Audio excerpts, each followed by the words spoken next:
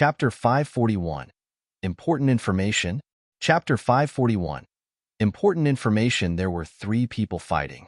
Yemo didn't know any of them. Although they were all ancient martial artists, they were really weak. The highest leveled fighter among them was at the yellow level primary stage. The other 2 were a man and a woman. The man was at most barely at the yellow level. The woman wasn't even at a proper ancient martial arts level. Those 2 fought against that yellow level primary stage fighter. The 3 were all covered in injuries. The reason those 2 could fight with the yellow level primary stage martial artist was because he was more injured. Despite that, they were still on the losing side. Yemo walked over. The 3 saw Yemo as he suddenly appeared and all stopped fighting and looked at Yemo. They were all injured, and now that Yemo just came waltzing over, in the middle of nowhere in Shenongjia, there was no way they wouldn't feel threatened by Yemo. No ordinary person dared venture here. Plus, this young man didn't even have a speck of grass on him. "Who are you?" "We are resolving private matters. Please don't intervene," the yellow level primary stage man said. Yemo wasn't interested in who was right or wrong. He was interested in what they were fighting for. It was very easy to think of spirit items in the area of Shenongjia. If it was something that could be of interest to him, he wouldn't mind interfering. Yemo wasn't leaving, and so the 3 just stood there. No one wanted to attack first and let Yemo reap all the benefits in the end. Seeing this, Yemo asked, "I don't care about your private matters. Why are the 3 of you fighting, though? Did you find something good here in Shenongjia?" The 3 heard Yemo's words and knew he wanted to watch them fight it out and reap all the benefits afterwards. They immediately felt contempt towards Yemo. The yellow level primary stage man saluted with his fist and said, "Friend, we're not fighting for something we found here. It's because these 2 are going against everyone's interests that I must capture them. This is a gang matter." "Gang fights?" Yemo immediately lost his interest and waved his hand, clearly about to leave. "Please wait a moment," the woman suddenly called out. Seeing this, the yellow level primary stage guy immediately tensed up. He feared that Yemo would stay and help them attack him. If Yemo was an ordinary person, it wouldn't matter. But if Yemo was an ancient martial artist, things would get troublesome. Even he didn't really believe Yemo would be an ordinary person, however. What is it?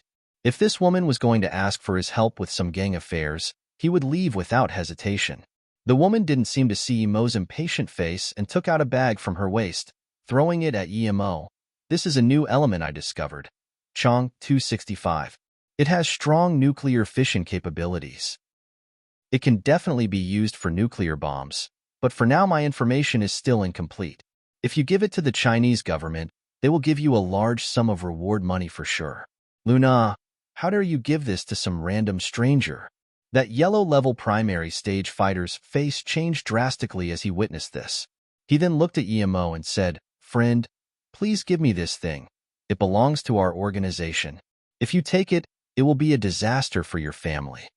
A new element for making nuclear bombs? Yemo was shocked. What gang was this powerful? Even all the countries together had only discovered uranium and plutonium to make nuclear bombs with. This organization was actually able to discover a new one? Seeing how Yemo didn't say anything, the yellow-level primary stage man got more and more worried. He tried to persuade Yemo again. "Friend, what is in your hand is the result of many years of work by tens of scientists. If you give it back to me, I will definitely give you a satisfying price for it." "Li Dai, you're so shameless. This is the research result of my teacher and his colleague. How dare you say you want it back as if you invented it?" Bullsh *T. Luna cursed. Yemo looked at Li Dai and suddenly asked, "Which organization are you from? How come you have the power to research such things?" Li Dai knew that if he didn't name his organization, this young man wouldn't give a *T about him. So he said, "I'm Li Dai, and my organization is called Northern Sand. These 2 are traders of Northern Sand. Please don't intervene in our matters, friend. We will pay you back for this." "Northern Sand again?" Yemo shook his head. Although Northern Sand was powerful and full of resources, wasn't this organization's management a bit too chaotic? There were always people running away left and right. Even if he didn't do anything, this organization wouldn't last long. A truly good organization wouldn't have people deserting it all the time. High-level personnel at that. Friend Dash, Li Dei still wanted to say something.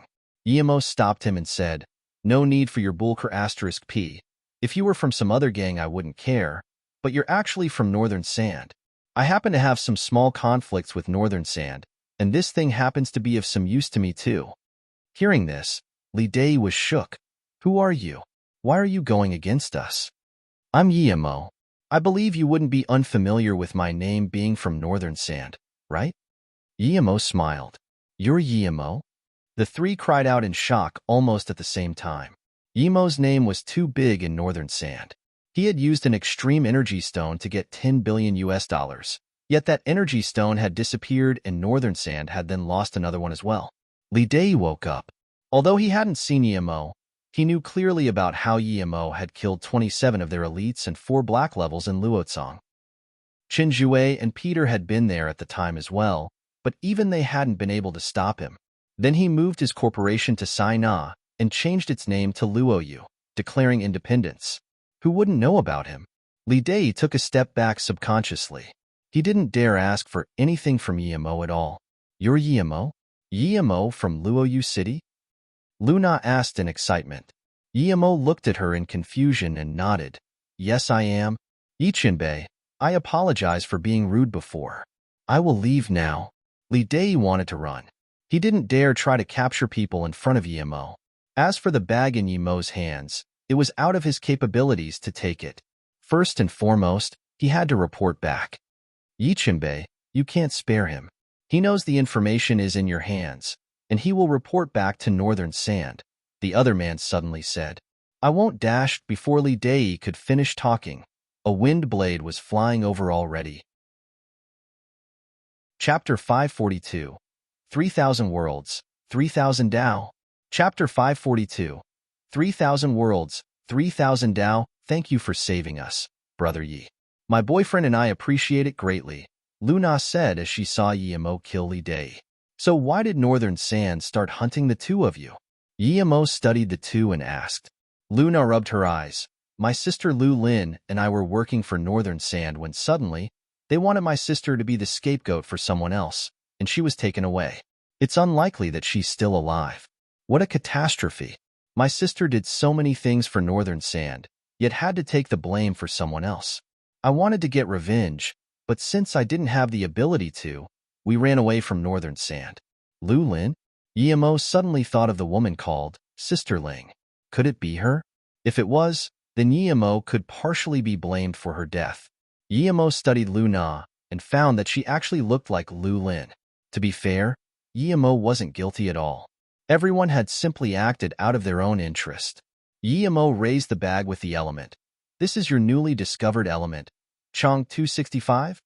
Luna shook her head and said, "I was just an assistant. The main researchers were my teacher and 2 other chemistry professors. 2 months ago, the research was pretty much over, and my teacher fell ill due to overworking himself, and the 2 other chemistry professors went to the US and Bai Lin Sea respectively. That's when I found an opportunity to escape." "What is the professor at the Bai Lin Sea doing there?" Yemo wondered and asked. Luna didn't mind Yemo's question and replied casually, "I heard people say that Northern Sand's biggest base and research lab are somewhere in the Bai Lin Sea. That base also seems to be called Yangwan Base." Yemo rejoiced. This was good news for him. He had been planning to go find the Black Sun Empire when Luoyu City was stabilized, but he didn't expect some Yangwan base would also be there. "Chong. Huh? This name is good. I truly hope it's Chong, strong indeed." Yemo looked at the bag and said, since cultivation alone wasn't enough to destroy a country, he would use both technology and cultivation. Hearing this, Luna suddenly said, "My teacher named it that way. If he hadn't died, he might have received the Nobel Prize for Chemistry for this fission element." As Yemo heard Luna's sorrow, he was sent into a daze. He felt as if he was very close to grasping something. Suddenly, the word fission flashed across his mind, and he thought of one leaf, one world, 3,000 leaves. He had gotten 2 pages of gold paper. If the word leaf was changed a bit, the sentence would be 1 page, 1 world. Leaf and page in Chinese were homonyms. Could it be that the Lin Hangjing sect had passed down 1 page, one world. But because so much time had passed, the inheritance was wrong? Or perhaps that ancestor had been wrong. Buddhists also like to use flowers, grass, and things like that to represent sophisticated things all the time. He had just never heard of pages being represented by something. Guillemot felt his guess was right. If he was right, then his 2 gold pages represented 2 worlds. So, 2 pages, 2 worlds. But the numbers of Tao were either 3 or multiples thereof, like 6 or 9. So that meant that he couldn't see the full secret of the gold pages because the set was still incomplete. There was probably a 3rd page left. Guillemot was shocked. If his conjecture was right, then the woman who went to Lian Hengjing's sect must have taken the middle one out of the 3 pages. If he was right, then wouldn't these pages be absurdly powerful? Such huge treasure wouldn't easily be found even in the cultivation realm.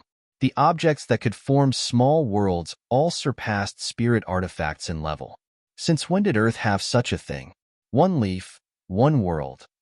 1 world, 3,000 leaves. Usually, everyone who cultivated the Tao knew that there were 3,000 great Taos which corresponded to the 3,000 great worlds. If it was 1 leaf, 1 world. 1 world, 3,000 leaves. Then if he had 3 pages, that could be 3 worlds, each having 3,000 Taos. Together that would be 9,000 Taos? God. Guillemot was getting more and more confused. He rubbed his head. He felt that there was so much meaning to these words that he couldn't digest it all now. No matter what secret it involved, these golden leaves were definitely significant. He might be missing only one, and it was probably taken by the woman who slaughtered Lian Hengjing's sect.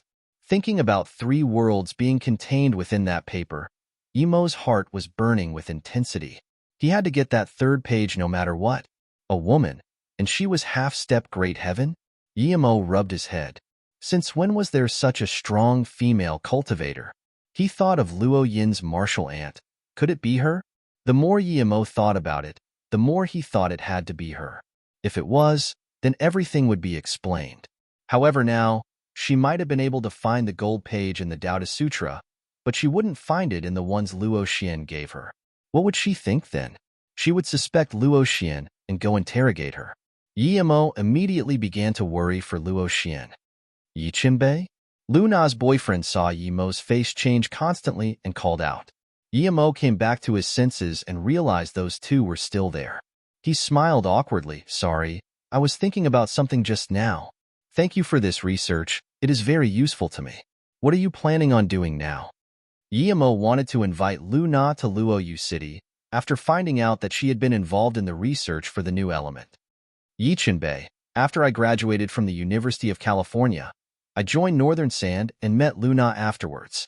We were planning on going to Luo Yu City after running away to join Qianbei, but were chased here instead.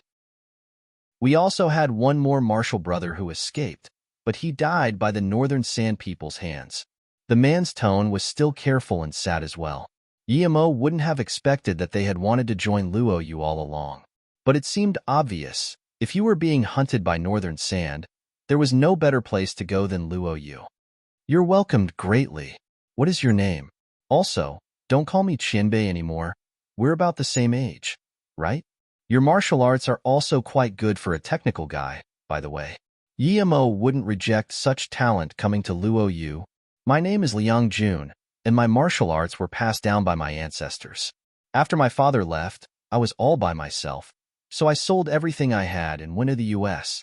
Other than that, if I hadn't met Lu Na, I would probably still be in Northern Sand, Liang Jun replied. Guillemot nodded. Okay, go to Flowing Snake for now. That is Luo Yu's land too. After you go there, find CEO Yu. She will get people to send you to Luo Yu. I will call her later. After Liang Jun and Lu Na left, Guillemot immediately called Yu Miaodong so she would send the 2 to Luo Yu as soon as they arrived. As for the data, it was better to keep it on himself. After the 2 left, Guillemot sunk into worry. He was worried for Luo Xian, of course. With that old woman's means, she wouldn't give Luo Xian an easy time. But he couldn't leave Luo Yu now, either, as Luo Yu was still under construction. What if something happened during his leave? Chapter 543, Blue Diamond Ring. Chapter 543, Blue Diamond Ring. Although he was worried, there was nothing Guillemot could do. He couldn't just put Luo Yu aside and go to the small world. Who knows what could happen while he was gone? Leaving before Luo Yu could protect itself would put in danger those who followed him in the case something happened. The gold leaf was also very important to him. If his guess was right, finding the 3 gold pages might lead to a miracle. Furthermore, Yimo was sure that the old woman wouldn't kill Luo Xian before making sure she had the right information. If she did find out the truth, he had no need to go find her. She would just go to Luo Yi and look for him. It all depended on whether she would find out the secret of the blank page. Yimo was sure that she wouldn't be willing to burn it like he did. Casting these thoughts aside, Yimo had just arrived to the cave at Nanlu Peak. It smelled bad, and there was a huge stone blocking the door. There were 2 rooms inside. One seemed to be meant for cultivation and sleep, and the other was probably used for cooking. It seemed like the gray-clothed man had really lived like a primitive, hiding in a cave and cultivating by himself. He had been quite perseverant. Yimo didn't go to the kitchen. The smell of meat in there was unbearable. Yimo's spirit sense scanned and soon found a lot of herbs, but they were all dried. Some of them were valuable, yet still useless for concocting pills. Yimo went into the man's cultivation room and just saw a simple bed lying in there. Yimo picked up the book beside the bed. It was written in ancient characters, and it showed the use and effects of different herbs. Yimo finally understood why the man knew herbs that well. The book was useless to Yimo, so he threw it away casually. Yimo soon realized that there was nothing he wanted in there. He shook his head in disappointment. He really wondered how anyone could call these things a treasure. Just when Yimo was about to leave, his spirit sense found a wooden box covered in dust under the bed. Yimo opened it and saw something familiar, a yin-yang fish and an 8-trigram shard. While holding these objects, he thought of the jade box he got from Guo Taiming, in which there was a purple coral inside and a map. He had used that map to find the upside-down gourd island, and in there he had found a shard too. He put the 2 pieces together, but it still wasn't complete. A few other shards were missing. Yimo couldn't find out what that thing was anyway, so he threw out the wooden box and placed the 2 shards into the same jade box. He left the place and continued searching in Shenong Jia. That night, he managed to find a few Lan Su. After that, he returned to Luo Yu immediately. After giving the Chang data to Yixing, he started making pills. Because his yellow essence was limited, he only made 1 cauldron of essence qi pill. The pill was no use for foundation establishment levels in qi recovery, but for qi gathering middle stage and primary stage it was quite good. In a way, he had saved plenty of lives thanks to these 2 pills. Thinking about the things he did, Yimo walked out of the cultivation room full of satisfaction. Suddenly, he felt qi pulses from next door. Yimo scanned his spirit sense in and found that Ning Qingxue had just reached stage 3. While feeling happy for her, Yimo sighed. He couldn't help thinking that his talent really wasn't such big of a deal. Ning Qingxue definitely didn't cultivate as hard as he did, nor did she have the resources he did, but she still had reached stage 3. It was time to make a flying sword for her, but he was short on materials. He wanted to go congratulate her, but he changed his mind after realizing that she was still reinforcing her state. Hence, he decided to immediately return to the cultivation room. He wanted to help Ning Qingxue and Tang Beiwei by making 2 storage rings for them. Luckily, he had only used 1/3 of the space abyssal rock last time, and had gotten more at the auction. However, he didn't have enough supplementary materials, so he could only make 1. Because he still needed to go to the US, he chose to make a larger storage ring and give his to Ning Qingxue. Yimo made up his mind and started working. He was at stage 5 by then, so he could set more stable space formation. With more stable space formation, he could make storage rings with greater capacity. 3 days later, Yimo breathed at ease. He had used 3 essence qi pills and 3 times the space abyssal rock to make this new ring. The new storage ring had around 15 meters of circumference. Yimo knew it was still too small, but his power was too low. If he was at foundation establishment level, he would be able to make a storage ring with 120 meters of circumference. Yimo also improved his old ring. He made it a little bigger and added a blue diamond to it. He didn't care about the aesthetics, but Ning Qingxue was a girl and the ring couldn't look too ugly. After finishing it, Yimo got up. Just when he was about to go out, Ning Qingxue pushed the doors open and came in. I've been waiting for you outside for 3 days, but you were cultivating, so I didn't dare to come in. I reached stage 3. She had bruised inside to tell Yimo that she had broken through because she knew that Yimo would be very happy to hear that. Yimo looked at Ning Qingxue's face. It was getting prettier and more exquisite. She looked a little skinny. He knew she had been recently very busy because of Luo Yu, and his heart ached for her. Qingxue, you've been very busy. Why don't you hire some people to help you with your work? Yimo didn't want Ning Qingxue to work that hard. Ning Qingxue shook her head. No, I like my days busy and full of stuff to do. Moreover, I'm not the only one who's busy. Luo Fei and Yi Ling are both helping me. Mumei also came. Did Zifeng come too? Yimo was only worried about those few people. If they were all in Luo Yu, he could be at ease. Ning Qingxue nodded. She came 3 days ago. Yi Ling came by a few times, but she didn't want to disturb you since you were cultivating. Yi Ling doesn't seem to be able to cultivate. Although I tried to teach her, she can't gather qi, Yimo sighed. The thing he was worried about happened indeed. Not everyone has a spirit root. If Yi Ling couldn't cultivate, it meant she didn't have a spiritual root. There was nothing he could about that. In the cultivation realm, people without a spirit root could use unique spirit treasures to develop it. But on Earth, that was impossible. Ning Qingxue tried to comfort him. Once Luo Yu City is built, this will be a very safe place. Even if she can't cultivate, she'll be fine. Yimo didn't bother explaining. Ning Qingxue didn't know about the purpose of cultivation. She thought it was just to stay healthy. He took out a ring and gave it to Ning Qingxue. Qingxue, this is for you. Do you like it? Such a pretty ring. Ning Qingxue grabbed it immediately. Her eyes were already filled with sparkles. No woman could resist such a beautiful diamond ring, much less when it was given to her by the man she loved. After Yimo helped her put it on, she could no longer resist the love in her heart and embraced Yimo tightly. It was the first time Yimo gave her a ring, and it was such a pretty blue diamond ring. Was he proposing to her? Chapter 544. How to Earn Money. Chapter 544. How to Earn Money. Yimo held Ning Qingxue, sensing the faint aroma on her body as the fire in his heart burned. He kissed Ning Qingxue's lips and even forgot to tell her that it was a storage ring. As Ning Qingxue wore the ring she thought to be an engagement ring, she was already beginning to lose herself. She was getting more and more lost in Yimo's arms. How could she resist it when Yimo kissed her? She forgot that the door wasn't closed and deeply kissed him back. She felt as if her body were soft like jelly. One of Yimo's hands reached inside her clothes and grabbed the proud bulge at her chest. Suddenly, a desperate trot of footsteps woke the two up. Yi Ling saw that the room was unlocked and knew that her brother must have stopped cultivating. She charged in without hesitation. But what she saw was her brother embracing Qingxue. And when she saw where Yimo's hand was, she blushed and said, "Brother, you're really bad, aren't you? You didn't even close the door." Ning Qingxue also recovered from the fire in her heart and remembered where they were. She quickly left Yimo's arms and sorted out her clothes, but she was too embarrassed to talk to Yiling. Yimo smiled awkwardly. "Yiling, you're back. How is Beijing?" Yiling immediately forgot about what had just happened and started rambling on about Beijing.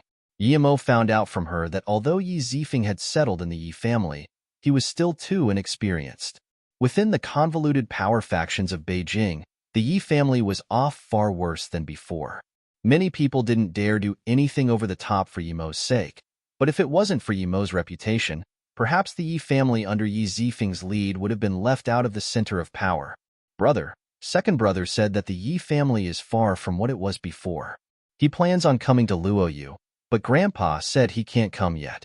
Grandpa said that the Americans are interested in Luo Yu, and told you to be careful, brother. And even if Luo Yu stabilized, it would be best not to move away the factories in Flowing Snake, Yiling said.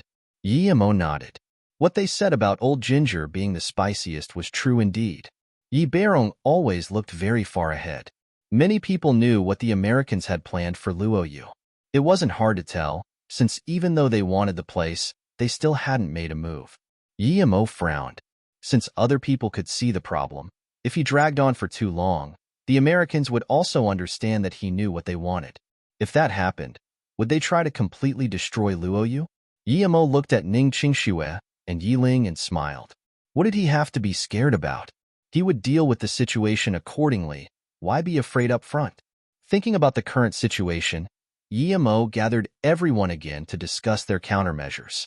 Because they were short on time, Yimo couldn't drag things on. He needed to think of a plan quick. After everyone heard Yimo's words, they knew that they couldn't rush things too much, though. Luoyu had only just been built. Even a normal country wouldn't be able to become a militarily strong power in such short time. Marshal brother, I looked at the data you brought back. I'm confident that I can invent the new type of intercontinental nuclear bomb within a year. But we have too little technical people staff. If we had some more, I'm sure we'd be able to research different projects faster. Yixing stood up and said, then, let's start hiring people from all over the world.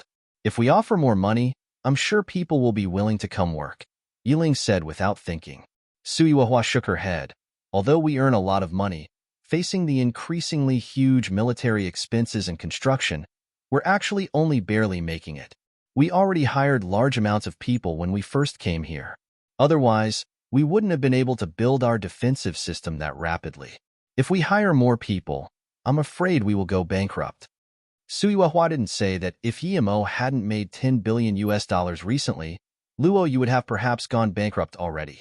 Yimo sunk into silence. His immortal hospital made a lot for every patient it had, but there were too little patients. And on Earth, he couldn't even sell his face-preserving pill properly. Hearing Su Yuehua's words, Yixing also nodded, yes, Sister Yuehua is right. And if we get some money, I suggest investing in our naval power, including motherships. We also need to build ship factories and large docks.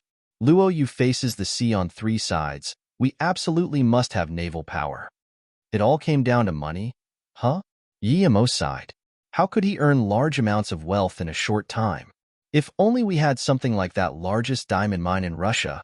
There's about 1 trillion carats worth of diamonds there. If you change that into USD, it would be enough to fill this entire island, Yiling said. Ning Qingxue subconsciously looked at her ring and wondered when Yimo would marry her. How much money would that be? Yimo asked subconsciously. If they were all decent quality, then about 10,000 trillion USD, but that's impossible. If diamond was that easily excavated, then it would have all been dug out already, Suiwahua said. Yimo thought, it might be hard for others, but it's not hard for me. Now that he was stage 5, he could move through Earth. He could even use his spirit sense in the Earth to look for diamonds.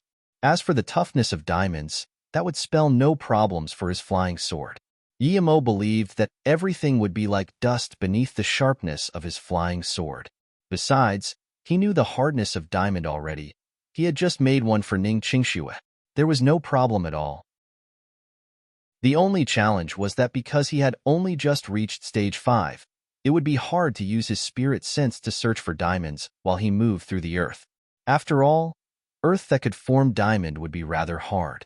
He couldn't just rely on his own chi. No one spoke, seeing that Yimo was considering something in silence. After quite a while, Yimo slammed the table and said, Sister Yuehua, immediately spread the message across the world that we're recruiting technical staff. As long as they come, their salary will be multiple times their original salary, especially military technological staff. Yixing, as soon as they come, immediately get them to join your research on the military products we need.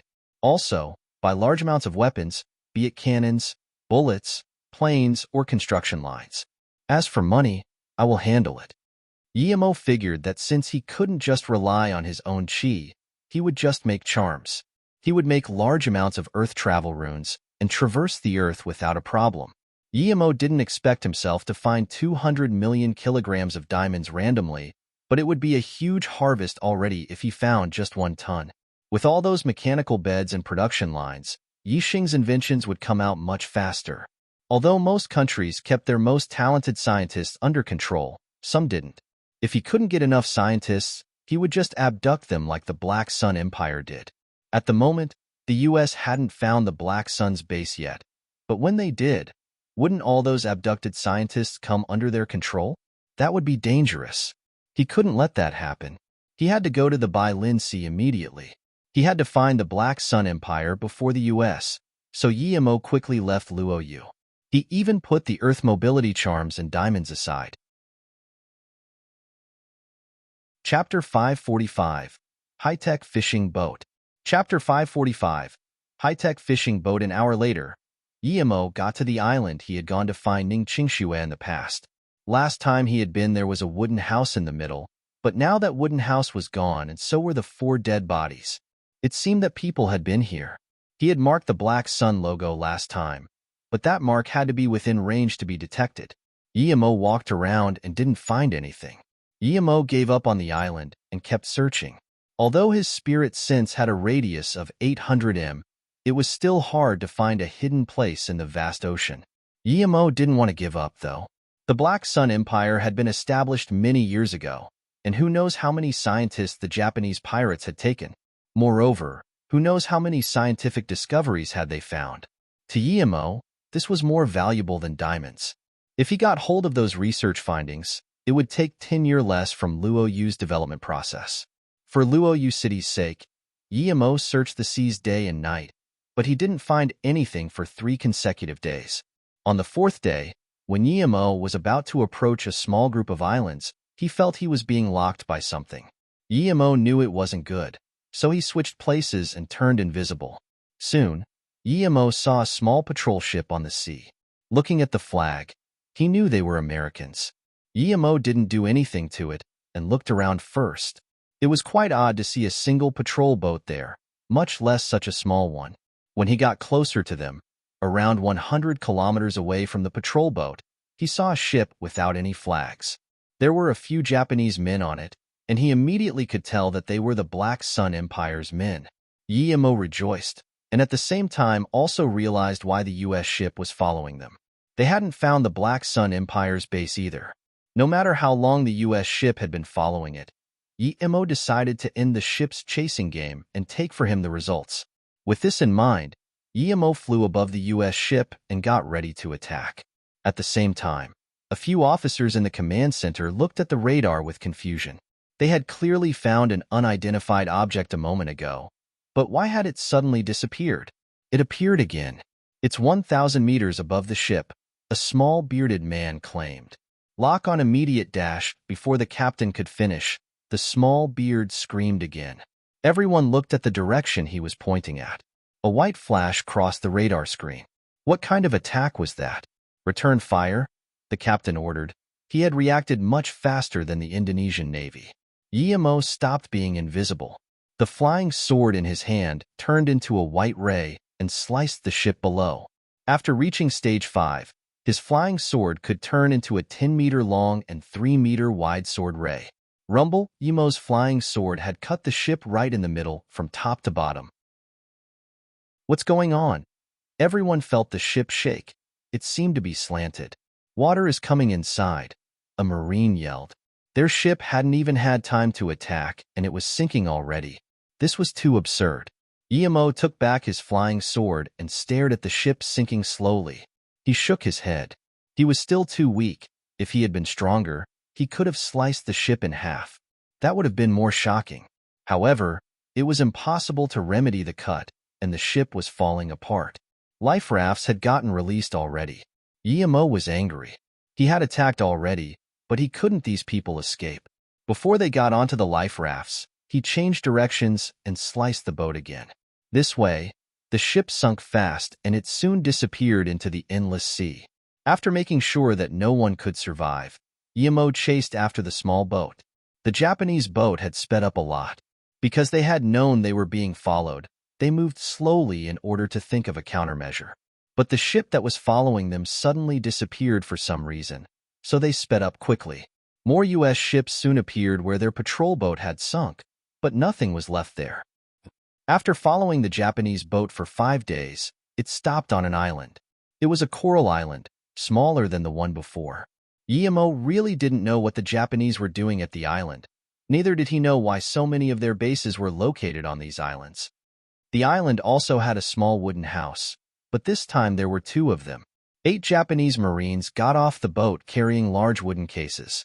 After the men got off, one of them stayed outside and the remaining 7 went inside. They all had a black sun necklace on them. Emo scanned his spirit sense in the wooden box and suddenly realized that they were all full of gold. Looking at the size of the box, each weighed about 150 kilograms, which meant that there were more than 500 kilograms of gold there. That would be about 20 million US dollars. Although it wasn't a small amount, it wasn't much for Emo. Emo scanned the island carefully with his spirit sense. From his previous experiences, he knew that there were large amounts of alarms and a few radar systems. After the Japanese men went into the wooden house, they started talking, but Emo couldn't understand anything, so he could only stay invisible and mark the island with multiple spirit sense marks. After this, Emo left the island. He knew that they had poison for committing suicide, and even if he could subjugate them before they did it, he didn't understand Japanese, so he couldn't interrogate them. He might as well wait on the side. He didn't believe they wouldn't go back. After leaving, Emo went to another coral island 10 kilometers away. He believed that as long as he wasn't in the air, the radar wouldn't notice a person in the ocean. That 10 kilometers distance was just the distance he needed to still sense the spirit sense marks. For a moment, it seemed like the Black Sun men had decided to stay there long term. They hadn't left in many days, nor given any signs of going somewhere. Just when he was getting impatient, Emo's spirit sense mark moved. He flew above the island and found a fishing boat parked next to it. He didn't even know where it came from. It had made no sound at all. Emo carefully landed behind a rock and scanned his spirit sense. He was dazed with what he found. A few days ago, there had been only 4 boxes of gold, but now there were 40. How did so many suddenly appear? Emo scanned his spirit sense out and immediately found that there was an underground bunker behind the wooden house. The Japanese men had gotten the gold from somewhere and stored it underground. He hadn't even noticed it last time. It seemed that they were preparing to leave after loading the boat with the gold. As Emo expected, the 40 boxes were soon carried onto the fishing boat.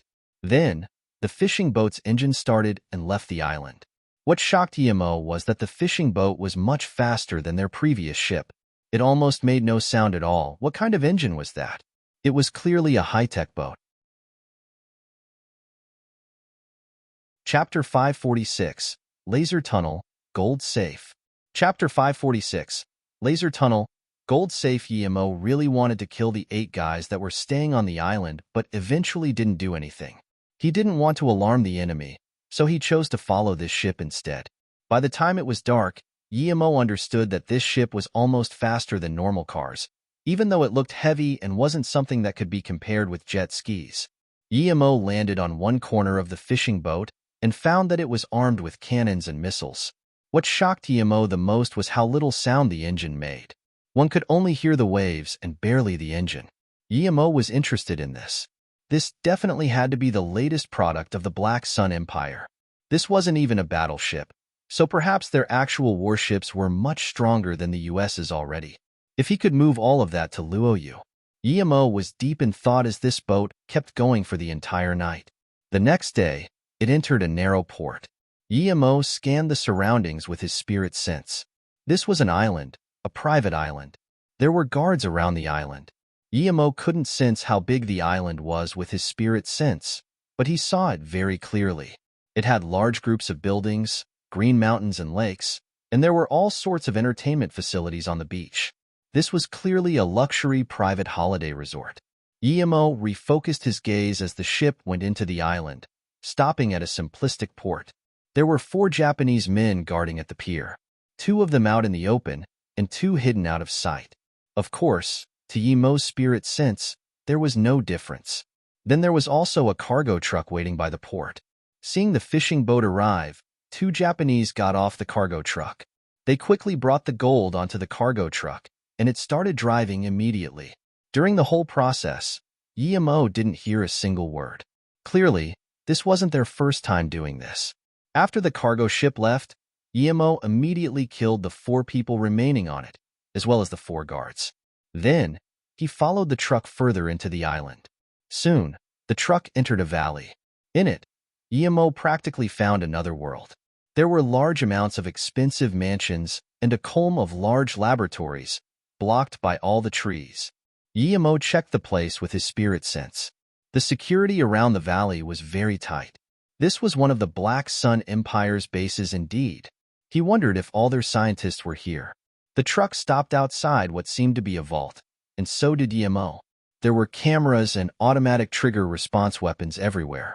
In order to prevent himself from being spotted, Yemo put an essence chi pill inside his mouth to maintain the chi level needed for his invisibility mode. There were 4 armed guards inside the vault. After checking the truck driver's documents and the contents of the car, the 4 guards retreated.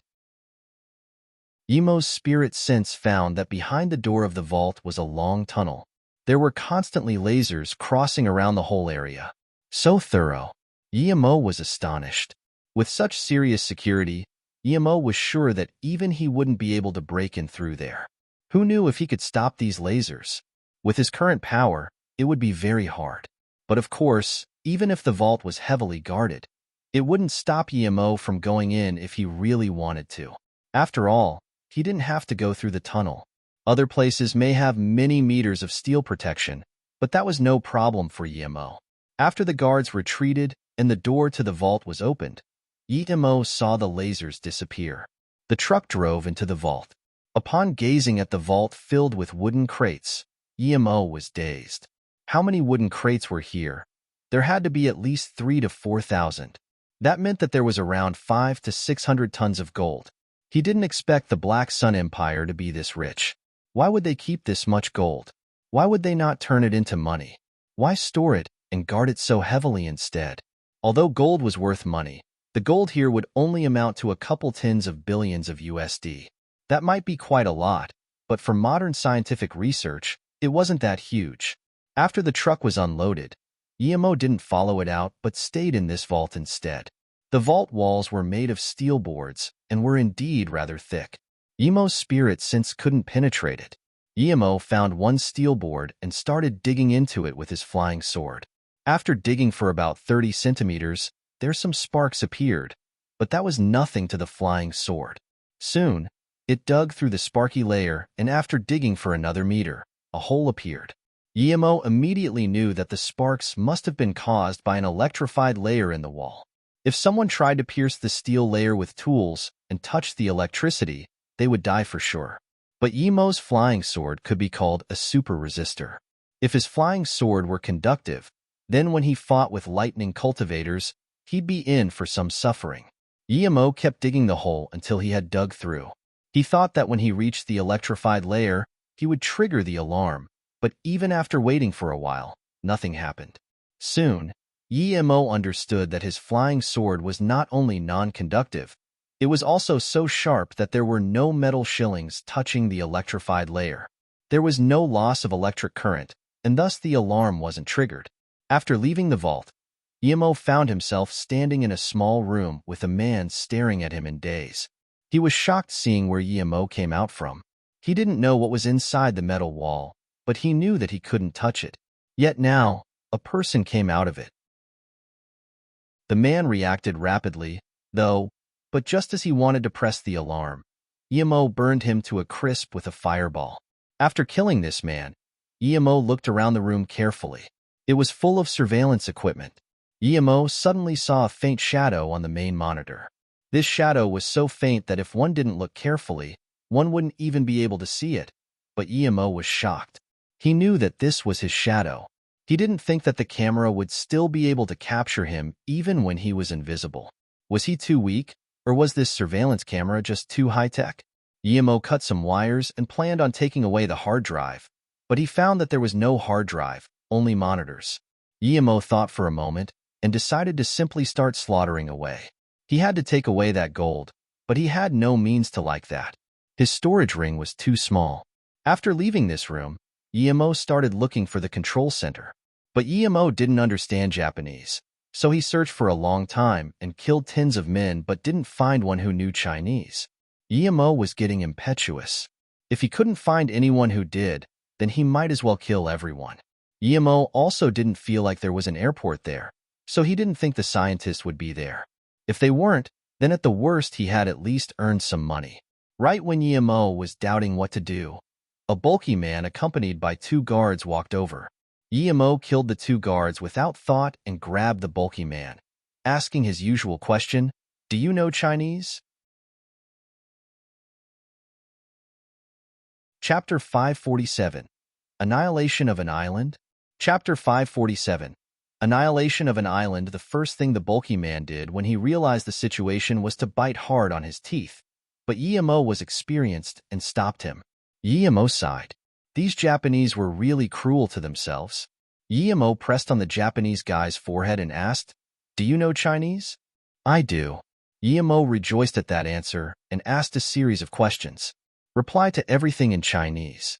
What is it you do here? What authority do you have?" "I'm the guard captain here, responsible for security. How many people are active here? How well defended is this place? What valuable things are here? Are there any captured scientists?" The man answered all the questions very precisely. After an entire hour, Yemo got what he wanted and casually got rid of the man.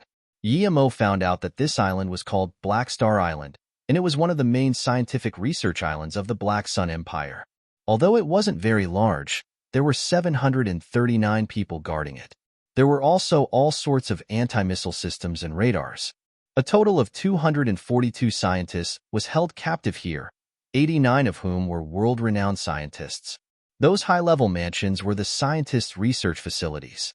There was no airport, so all of their seized planes were kept on another island 1,000 nautical miles from away. There were 537 tons of gold stored there, beyond half of the Empire's gold storage. After knowing that, the first place Yemo went to was the control center. He cut off all the communication devices, but Yemo knew that even if he destroyed the whole room, some wireless signals would still be able to go out. But he only needed some time. Then, he started killing. Yemo didn't hold back and killed everyone he saw. In the end, Yemo was sure he had killed everyone as no one could escape from his spirit sense. Then, Yemo went to the research facilities. They were also heavily guarded, but the environment was really something. It was truly like a holiday resort except for the place being rather small. There were a lot of offices and laboratories, and everyone was focused on doing their own thing. The place was made up of 10 faculties, and each one worked individually but all in the same area. After coming here, Yemo felt like he had come to university again. When Yemo rushed into the largest faculty, a few foreigners looked at him in shock immediately. According to them, although they were free inside the faculties, no one would usually be allowed to come in. Although they could go out a bit, they had limited time and space when doing so. At most, they would be able to have a glance at the beach. Seeing them look at him, Yemo frowned. He didn't know English. He could understand some simple conversations, but he couldn't speak. "Does anyone here know Chinese?" Yemo looked around. Then, one man stood out hesitantly. "I'm Chinese. Who are you?" Yemo rejoiced, but before he could talk, his spirit sense caught onto a guy with an alarm. Yemo threw a wind blade over before he could press it, and the man was cut in half immediately. The bloody scene scared the researchers. Yemo looked around carefully and realized that that person must have been undercover. Other than him, everyone else was normal. "The person I just killed was a Japanese member hiding amongst you to keep watch on you. Now, anyone who wishes to leave with me, please come forward. If you don't want to leave, you can stay here." Yemo didn't really mean that. He knew that no matter how good this place was, no one would want to be kept in custody. "You're here to save us?" an old white man said in disjointed Chinese. Yemo nodded. "You could say that, but I do have my conditions. I can get you out of these people's custody, and you will be free men, but you will have to work at my place for 5 years before being allowed to leave. During your working period, however, you're free to roam anywhere on my land." "You're from another organization?" That white man immediately didn't seem too willing. From one place to another, they would still be kept in custody. There was no difference. Yemo smiled. "No, we are openly building a city. My company is called Luoyu Pharmaceuticals. It's not a place like this that lurks in the shadows." "Luoyu Pharmaceuticals?" That Chinese man repeated in shock and immediately said, "I'm willing to go. I've heard of your corporation. It said that a few months ago you took over Sina and changed its name to Luoyu and then declared independence. It seems they weren't restricted from TV access. In that case, it would save him a lot of explaining." The foreigner also knew about Luoyu and explained it to the other scientists there. After hearing that it was a proper city, they all expressed their willingness to leave. They could only get true freedom after 5 years, but the city was thousands of times larger than this place. That was enough to make them want to leave that cage. Guillemot was very happy that they all wanted to leave. If there had been someone who didn't want to go, Guillemot would kill them before he left. He couldn't leave any evidence behind. Then, Guillemot told them to gather all their research findings and computers for him. The Chinese man was an American Chinese materials researcher called Huang Xiyo. He helped Guillemot quite a bit. Guillemot used the same method to convince all the other faculties and killed 12 more undercover enemies in the meantime. Under Guillemot's command, and with Huang Xiyo and that old white man's help, they spent an entire day loading all the things onto the ship. Although the fishing ship was large, it wasn't large, it was a cargo ship, so it could only carry 2,000 to 3,000 tons. The gold took up a few hundred tons alone. So many things couldn't be taken, but Guillemot could only leave them behind. As the ship left the port, 2 helicopters finally came over. They landed on the island. They only came because the surveillance data seemed abnormal and because they received no replies to their queries, but they had come too late. After Huang Yuxi and the old white man called Pete's introduction, Guillemot knew that most of the scientists here were military-related. Even Guillemot couldn't help but sigh at the Black Sun Empire's capability to acquire so many talented people over the years. One could see their ambitions from that. After some more years of hard work, perhaps they really would be able to build a militarily powerful country. Guillemot really didn't know where their money to support such high-cost scientific research could have come from. That northern sand seemed to be the same. Just what was it they all wanted to achieve? Was there some correlation between the Black Sun Empire and northern sand? Just as Guillemot was thinking about this, there was some loud rumbling, and 4 battle jets appeared above the fishing boat. The researchers on the boat immediately had their faces turn pale. Although they had been held captive on the island, at least they had kept their lives. But if these battle jets rained bullets on them, they wouldn't even be able to live, let alone be freed from captivity.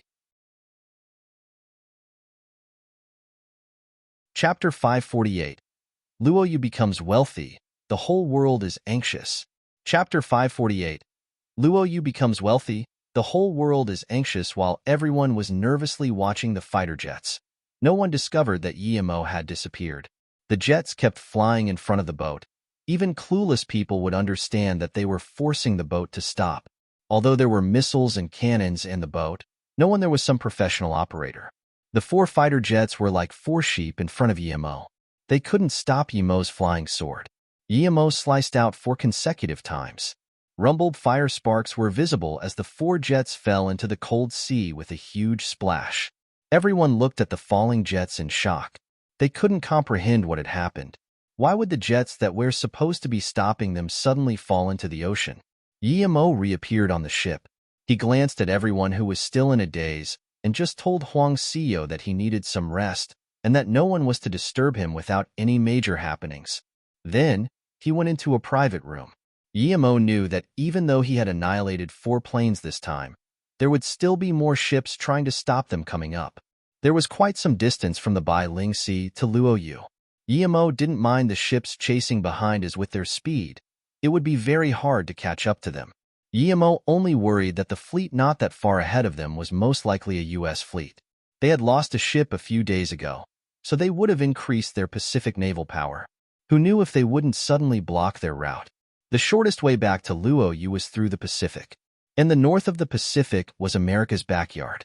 So Guillemot didn't stay on the fishing boat's deck for now and just told Huang Xiyo the direction they had to take, while he kept scanning the path ahead.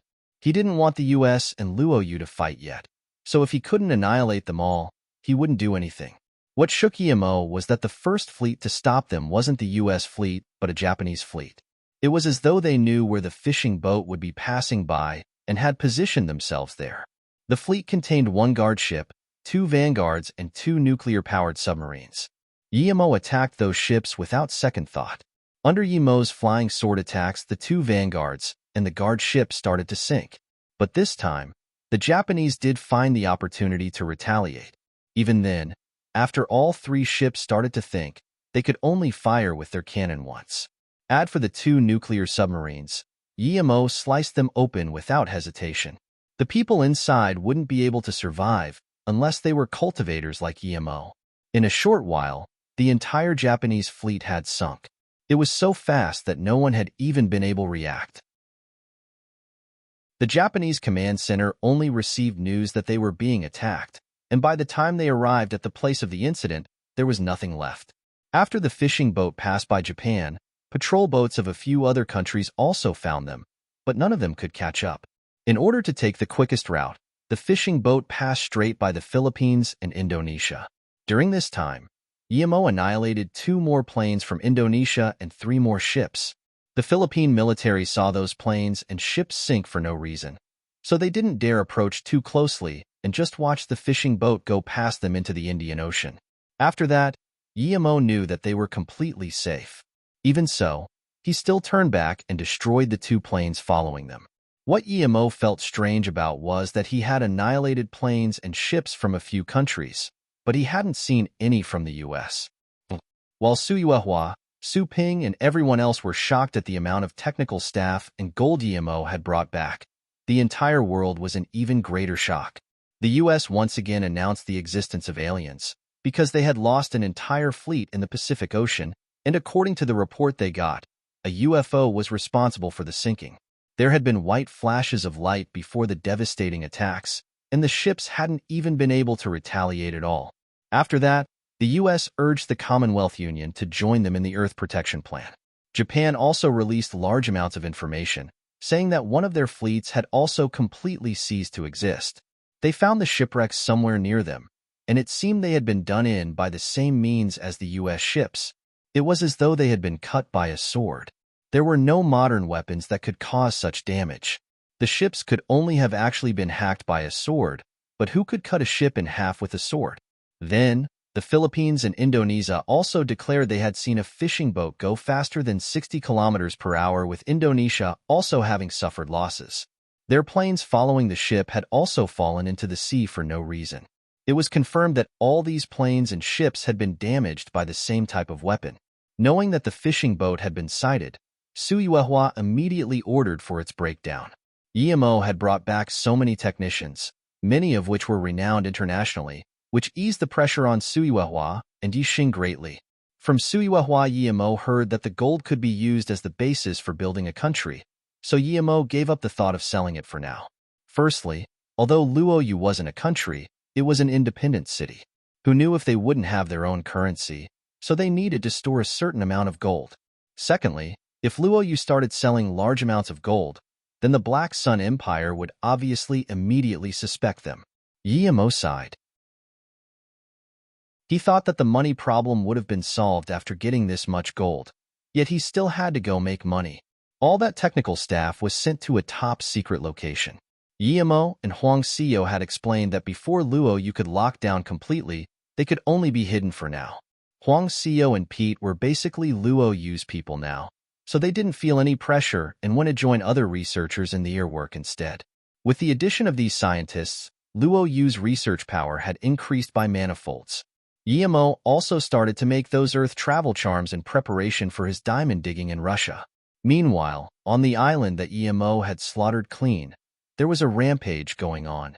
An old man in his 60s was roaring, "Find it, no matter what." They had lost almost 80% of the Black Sun Empire's gold. That was a decade's worth of their efforts. A month later, Emo had made almost 1,000 earth travel charms. With that, Emo left Luoyu and went to Siberia, going to the Amber craters.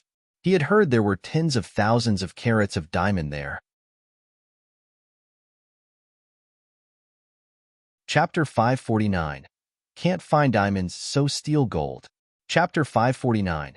Can't find diamonds, so steal gold. This place was so cold. Emo was at the Middle Eastern part of Siberia. This was near the Arctic Ocean.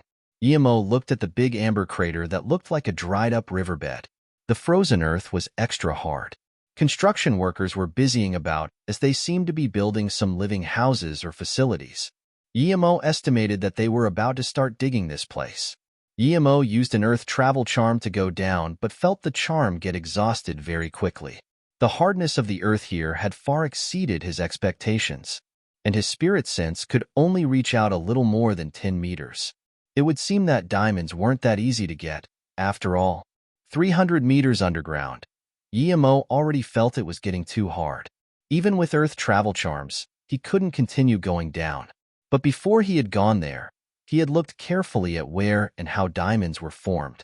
He knew that there were some usually a few hundred meters within the digging site, but that was only a small amount. Diamonds were usually thousands, or even tens of thousands of meters underground. Unless he cultivated to the golden core stage, he wouldn't be able to go down that deep. Yemo searched for an entire day at a few hundred meters deep and used up more than half of his charms only to find 7 kilograms of diamond. Yemo was disappointed. After wasting another 100 charms, he left the diamond pit. This way wasn't working. He had wasted that many charms only to find 7 kilograms of diamonds. The amount he invested wasn't equal to his return at all.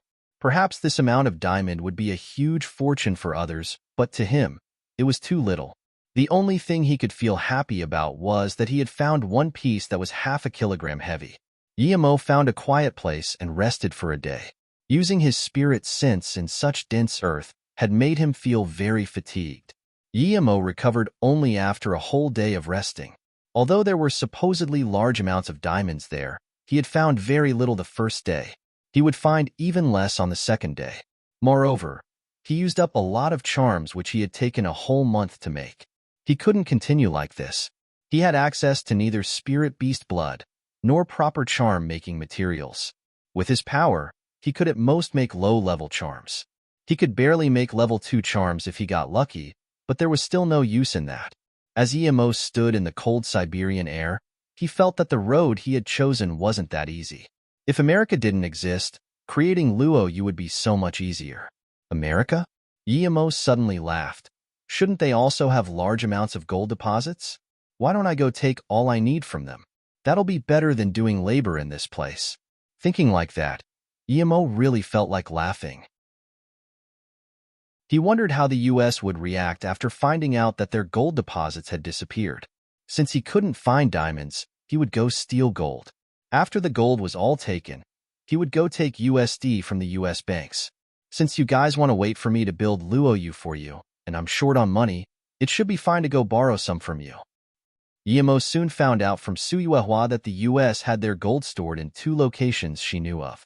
One place was 24 meters under solid bedrock in southern Manhattan.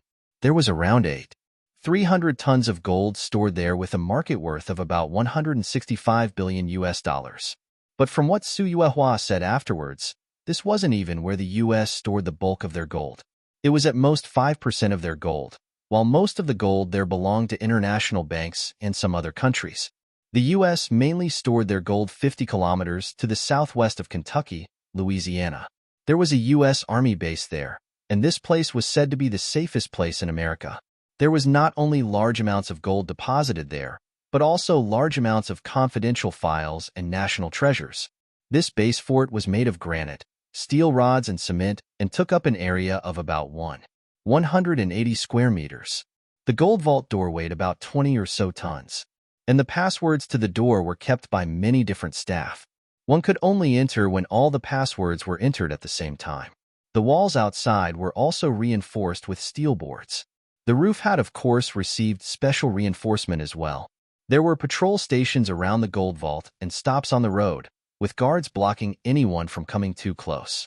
There were also 23,000 troops and 300 tanks stationed nearby the area. The place had its own emergency power supply, water system, and other facilities. It was protected very well, and naturally any touristic visits were out of question. Isn't that very precise? Yemo was very satisfied with Suyuehua's intelligence. Yemo was sure that no matter how safe this base was, it couldn't be safer than the Black Sun Empire's gold vault. To Yemo, it would be much easier to break into the Manhattan gold vault than into the one in Kentucky, but he still decided to go to Kentucky. There was not only gold there, but also things important to the U.S. there. This attracted Yemo. Furthermore, the gold in there truly belonged to the U.S. Yemo was very careful when he approached the fort, since the U.S.'s radar and surveillance systems were very advanced. To him, the hard part was getting in and not bringing out the gold. With his previous experience, Yemo turned invisible as soon as he arrived above American waters. As he started reaching the fort, he had still not been found. Yemo stood in the distance. The fort looked like a square governmental building. It didn't seem all that peculiar. It was about 12 meters tall and 30 meters long and wide. But he could see the armored vehicles and soldiers' training base not far away. Yemo didn't try to enter from the main door. He didn't feel like putting his invisibility to the test. Ever since finding out that his invisibility under special lenses still revealed a faint shadow, he had become very careful.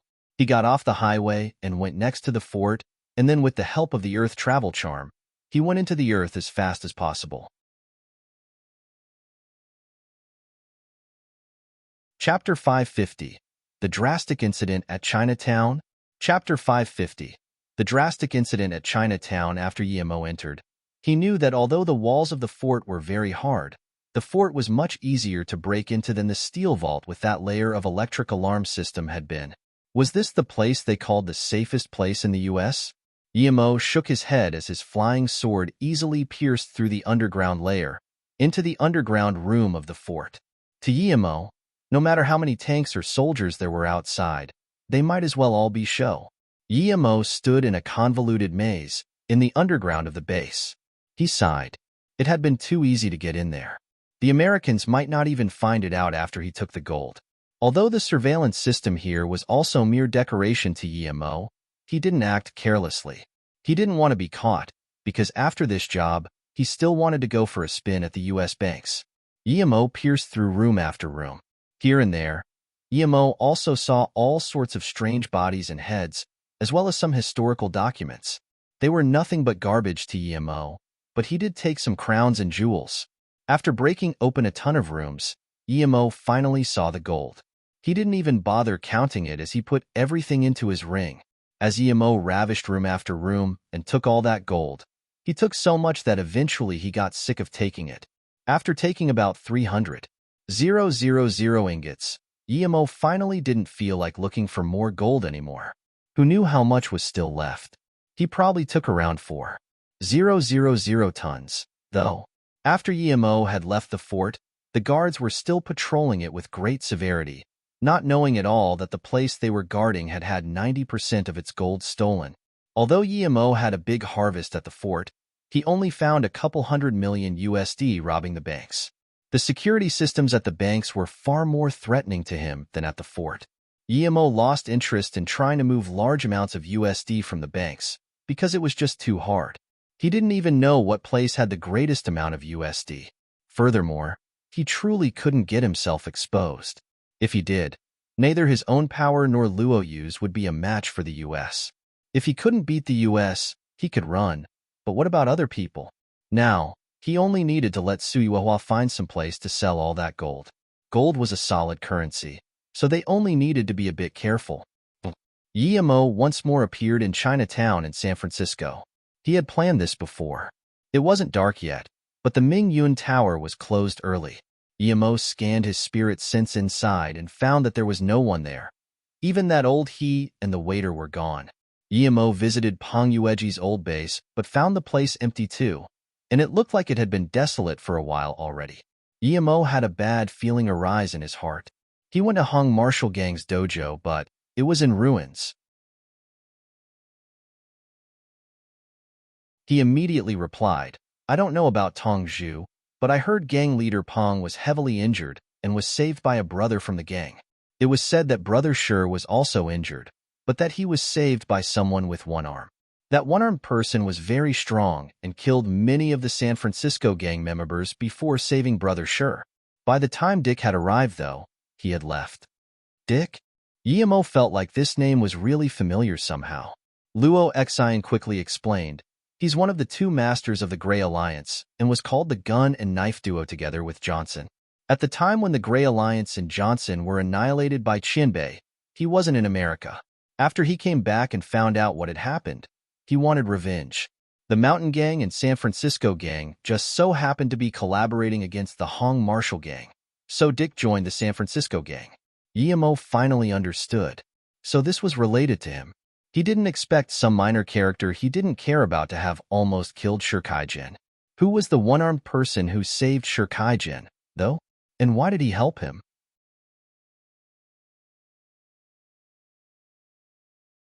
Chapter 551. Sister Yan's Whereabouts. Chapter 551. Sister Yan's Whereabouts. The first person Yimo thought of was Sha Wan. Had he saved Shi Kaijin? Regardless, Yimo decided to go to his territory and check. Why have you stayed? Yimo looked at Luo Xian and asked. Luo Xian heard this and seemed a little uneasy. Yimo waved his hand and stopped him from talking. Thanks for the info, I'll be going now. Luo Xian reacted and wanted to say something, but Yimo was nowhere to be seen. Yimo had guessed correctly. Shi Kaijin had indeed been saved by Sha Wan, and so was Tong Zhu. What had confused Sha Wan, though, was that usually if something involved Yimo, he would get there as soon as possible. Yet the gang battle had taken place nearly a month ago, but Yimo still hadn't come. Shi Kaijin was also confused why Yimo hadn't come and why even his phone couldn't be reached. He knew that the reason why Sha Wan had saved him was Yimo. Yimo had been to the 5 states before and Sha Wan seemed to fear Yimo. From Sha Wan's power, he could tell that Sha Wan seemed to be almost as strong as Yimo. How could someone like him fear Yimo? Regardless, Sha Wan had saved him, so he was very grateful. If it wasn't for Sha Wan, he wouldn't just have been lightly injured. He wouldn't have been able to make it out. When Yimo arrived in the 5 states once again, Sha Wan was in the middle of talking to Shi Kaijin. Neither of them had expected Yimo to suddenly appear. Bei. Sha Wan had saved Shi Kaijin on Yimo's account. He was a realistic person. If it wasn't for Yimo, he wouldn't do something that was of no benefit to him. Although the San Francisco gang couldn't do anything to him, he also had people under him to worry about, and in that area, the San Francisco gang was the local head snake. Shi Kaijin hadn't been injured heavily, and with a master like Sha Wan, he had recovered a long time ago. When he saw Yimo appear, he quickly greeted him with Brother Yi. Tong Zhu isn't here? Yimo saw that Shi Kaijin was fine and felt assured. Shi Kaijin had been doing things for him, and if something happened to him, he would feel guilty. Zhu Zi went out hunting for information. As soon as he said this, Tong Zhu's voice sounded, Brother Shi, I saw Dick tonight. Gang leader Sha, you're also here. Tong Zhu then saw Yimo and called out in joyful surprise, Brother Yi, you're finally here. Yimo looked at Tong Zhu and patted his shoulder. It was his fault that Shi Kaijin and Tong Zhu ended up like this. So, what happened? Yimo looked at Shi Kaijin and asked. Although Luo Xian had explained it clearly, Yimo still wanted to hear Shi Kaijin's story. Shi Kaijin and Tong Zhu pretty much said the same thing, with the added detail that Dick had apparently kept looking for Shi Kaijin even after knowing that he had been saved. Dick wouldn't rest until he captured Shi Kaijin and interrogated him on the person behind the destruction of the Grey Alliance. Due to the San Francisco gang's pressure, even Sha Wan's business was also affected. You're still in the human trafficking business? Yimo felt a little repulsed by this business, but Sha Wan had saved Shi Kaijin, so that made him feel conflicted. Sha Wan quickly said, No, ever since I saw Bei last time, I listened to Bei's words and stopped that business. I'm in weapons trade now. You're Trodong weapons? Can you get the latest weapons too? Yimo suddenly thought of Luo Yu. Although Luo Yu had bought some weapons, those were actually the weapons from which others wanted to upgrade. Countries wouldn't sell weapons to Luo Yu, so most of their weapons had to come from underground dealings. Before Sha Wan replied, Shi Kaijin said, The U.S. is very different to China in this aspect. They are the ones being supplied by major weapon manufacturers. The U.S. government buys from them. Of course, all of these manufacturers have some political background, so due to their private connections, it's that much easier for the U.S. to get the latest weapons. That's right, like Thor, Universal Motion, ATK etc. Warfare weapon manufacturers are very close to the government and the military, but that's all only a secondary point. However, the large-scale weapons are indeed restricted and we can't get them, but we can get some lighter weapons easily, Sha Wan said. Yimo nodded. In that case, Sha Wan, you will be responsible for getting me the latest weapons. As for those large-scale weapon blueprints, I will get them from the weapon manufacturers myself. My company moved to Luo Yu now, you probably know, right? Sha Wan had always wanted to mention this, so now that Yimo mentioned it, he was very excited. This time, he didn't hesitate and said, Bei, I of course know of Luoyu Corporation, and I wish to join Luoyu City, Qianbei. Hearing this, Shi Kaijin and Tong Zhu also got excited. They'd long since known about the legendary story of Luoyu Pharmaceuticals. Even if they were already Yimo's men, that only made them want to join Luoyu all the more. But Yimo was talking to Shawan now, so they couldn't really butt in. Yimo knew what they wanted and smiled. Of course, since I have mentioned this, it means I am willing to let you join Luoyu City. If you want to go back to Luoyu now, that's fine. And if you stay here, then help me take notice of the US's weapons and get me some of the latest weapons. If the US has any new breakthroughs in technology, make sure to tell me immediately.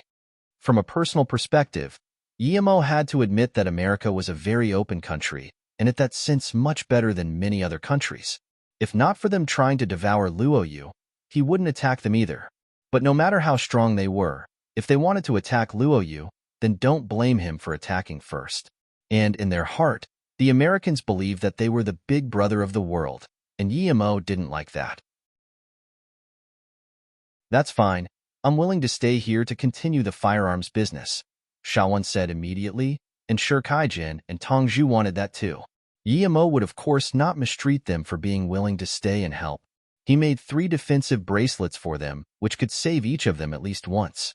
Although Shi Kaijin and Tong Zhu didn't really know how it worked, they had seen Yimo shoot fireballs before. Not to mention all the legendary things Yimo had done, they felt like Yimo was a very mysterious and powerful person. Shawan felt reverence towards Yimo.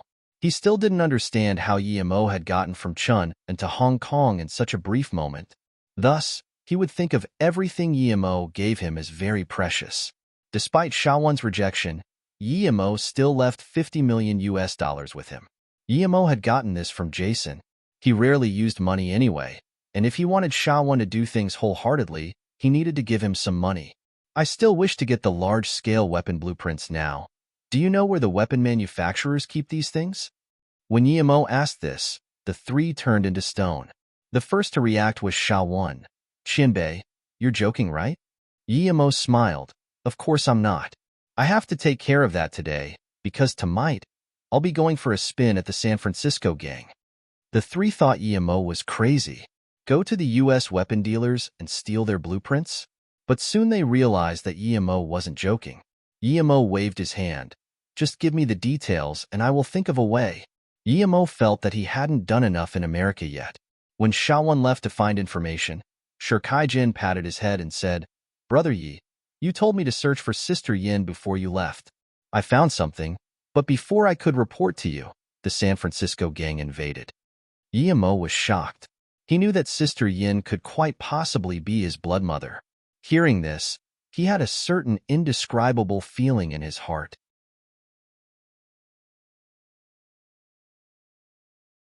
Chapter 552. Mexico Town. Chapter 552. Mexico Town. Ever since he had met Yimo, Shi Kaijin had never seen such an expression on his face. He didn't dare hesitate and said, a month ago, I found someone who had been part of the Chinese gang in the past. He was called Lu Shan. After the gang war, the gang leader did indeed send someone to take Sister Yin away. After the Chinese gang was annihilated, some brothers escaped. The Lu Shan I met was one of them. He encountered Sister Yin on the way as well, that person protecting her. When the 3 met, they realized they had no money, so Sister Yin took off her bracelet for them to sell. But after that brother left, he never came back. They waited for a long time, but the person still didn't come back. A while later, they heard gunshots and didn't dare to keep waiting. It was up to Lu Shan to protect Sister Yin then, but he was quite loyal to the Chinese gang. So he brought Sister Yin to Mexico Town and parted with Sister Yin. Where is this Lu Shan? After a long while, Yimo asked subconsciously. Shi Kaijin said guiltily, I found him in Dali City, but the second time I went to see him, he had already moved away. I think he doesn't want to have any relations with the Chinese gang anymore. I understand him, so I didn't go find him. Then, Shi Kaijin took out an accurate map and handed it to Yimo. This is the location of that Mexico Town. The red dot is the place where they parted ways. Yimo kept staring at the map with such focus that he didn't even know when Shawan came in. After a long while, Yimo put away the map and felt worried for Sister Yin. Although he came from Luoyu continent, he still valued sentiment. Otherwise, he wouldn't treat Yiling and Yi Zifeng so nice. If Sister Yin was really his mother, then that would mean she was someone with important blood relations with him. Who knew if that abandoned son Yimo wasn't really his past life? Yi Qinbei, I got this information ready. Please take a look. Seeing Yimo return to his senses, Shawan quickly handed his findings to Yimo. Yimo took the stack and put it away without looking at it carefully. After a while, he said, I'll be going out for a while. As for the San Francisco gang, that can wait until I come back. Sure, Kaijin guessed that Yimo would probably be going to that town. He hesitated for a moment, but eventually said nothing. Yimo had come for that Sister Yin last time, meaning that there was some close relation between them. Other things could wait for after he finished dealing with that.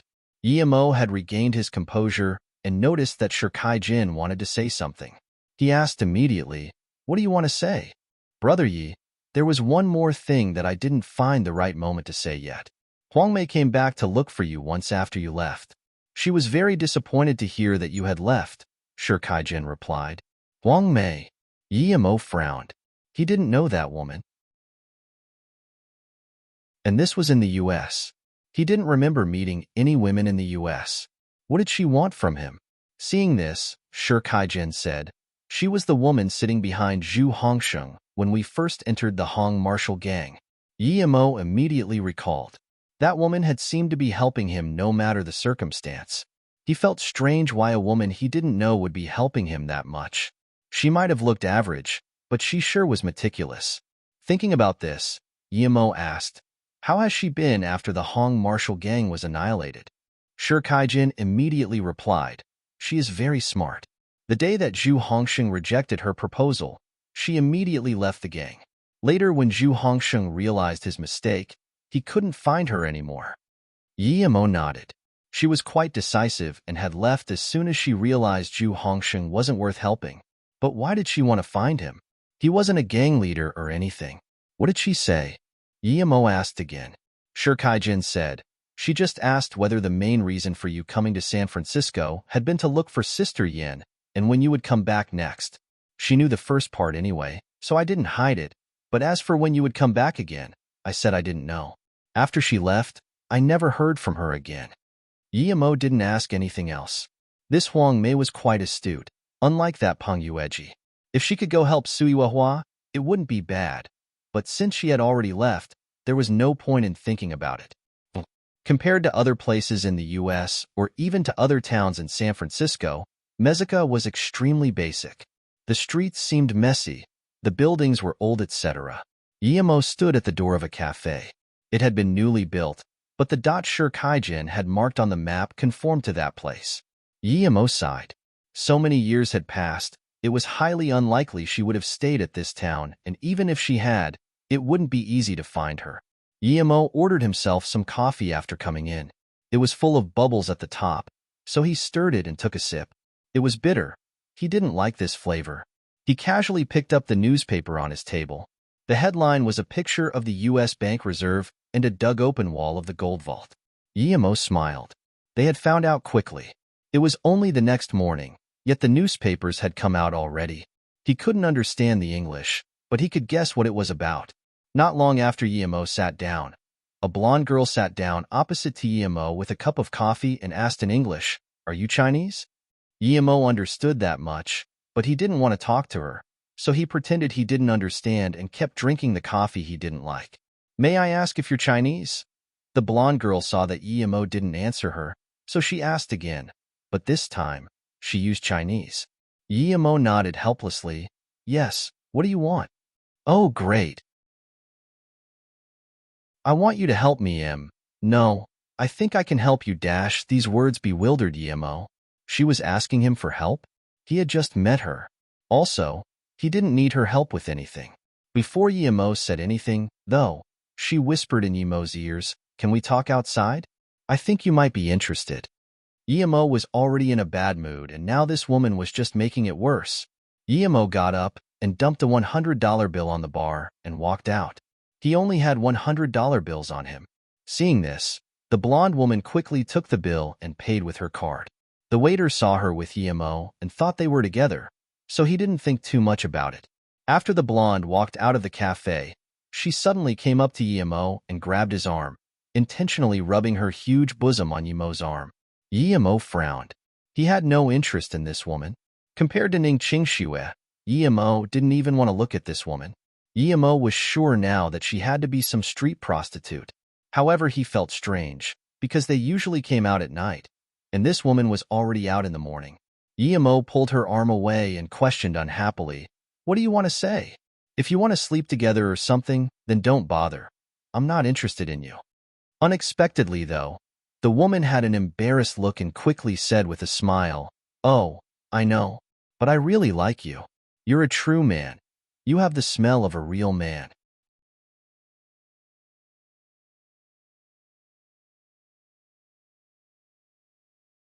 As though realizing her words might arouse some misunderstanding, Annie quickly explained, "You can see Chinese masters fight there, but if you're really not interested, we don't have to go.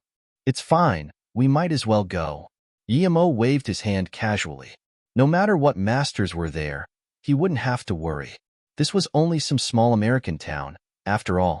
Seeing this, Annie was even happier and exclaimed, "Oh God, you're the best. What a gentleman. All right, just hurry up and go, and call me Mr. Yi from now on." Although Annie was clearly in financial trouble, she wasn't depressed about it at all and made things quite cheerful. Yimo also felt a lot better. "Hey, sweetheart." A white man chewing gum walked by Annie and Yimo and said with very broken Chinese. Annie ignored the man and pointed at an alleyway, saying, "You can enter the underground boxing ring form there. Let's go." The man saw Annie ignore him, so he walked past Yimo and Annie and also entered the small alleyway. They only walked for a bit before people started brushing past them hurriedly. The Chinese amounted to 40% of everyone present. No wonder even some random white man knew a bit of Chinese. After walking past the alleyway, Annie took Yimo to a very big hall. There were a lot of people there, and it was very boisterous and rowdy. Small stalls were everywhere, people were drinking, playing card games, eating, and even taking drugs. Yimo found the place had people of all sorts of skin colors. Annie smiled to Yimo apologetically. "Mr. Yi, it'll get better after we properly enter. This hall is a bit too chaotic. But there are also Chinese here. Perhaps there might be someone you know." Annie seemed to know a lot of people here. As soon as she came in, a bunch of people started greeting her. But Annie knew what her main purpose was, and seeing that Yimo didn't like this place, she took him further underground quickly. At the entrance, Annie stopped and looked at Yimo awkwardly. "Mr. Yi, could you lend me $200 for now? Trust me, I won't cheat you out of your money." A couple $100 was like a couple of leaves to Yimo. He took out $200 and handed them to Annie. "Thank you, Mr. Yi. Let's go in." Annie's expression seemed like she didn't just get 200 but 20K. Yimo sighed. Those who were content with what the small things they got were always happy. The two came to the door and Annie gave the $200 entrance fee and took Yimo in. Yimo saw the boisterous crowd and immediately knew that Annie probably had her own thing going on and that was why she had wanted to come there. But Yimo saw that there were indeed a lot of Chinese. A few of them were shouting in front of the stage. "Annie, you're here so early," a very fluent Chinese speaker said. It was an Asian young man in his 20s. He seemed to have some head injuries and was bandaged. He looked at Yimo. Annie was going to make Yimo wait while she looked for the young man, but he had come out unexpectedly. Annie gave $300 to the guy awkwardly and said, "Yimo is my new friend. Don't worry about anything and go sign up first. I came to see your match tonight." Yimo realized that $300 had completely come from him. The young man hesitated before taking the money and said, "I won't let you and Sister Cece down." Then, he turned into the crowd and entered the competing area. "Sorry, Mr. Yi, I might have tricked you a bit, but don't worry, I will take you through this entire town for sure. If the person you're looking for is really here, I will find them for you." Annie apologized. Meanwhile, as Yimo looked at that young man, he felt a sense of familiarity.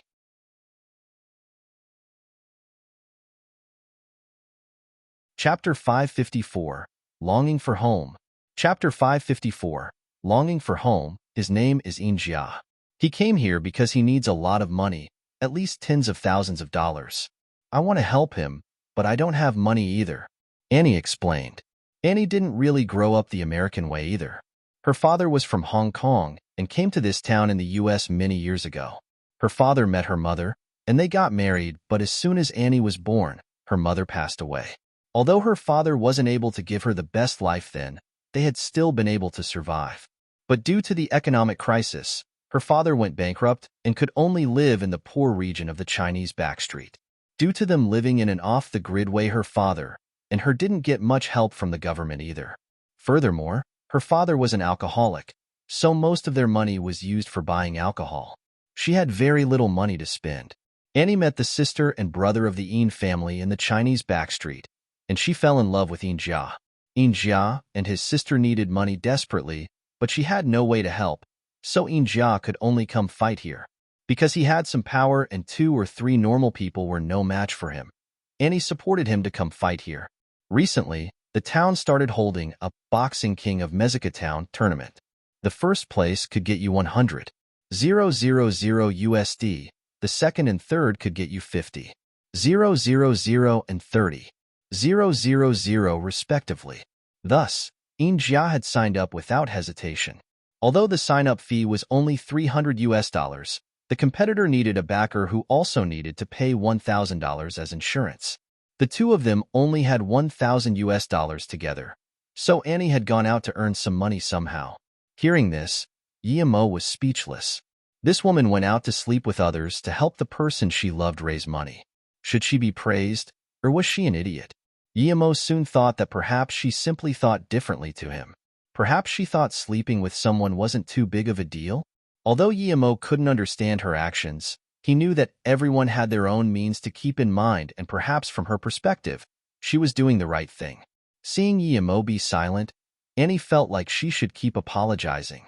She had already given the money to Yin Jia to sign up. If this Mr. Yi didn't want her to lead the way anymore, she wouldn't know how to give the 200 back. Whoosh! Yimo looked over and saw a Chinese guy get beaten down from the stage. Yimo had been watching the fight ever since he came in. The Chinese guy spat blood, and he slowly stopped breathing. The black man who had won was full of excitement.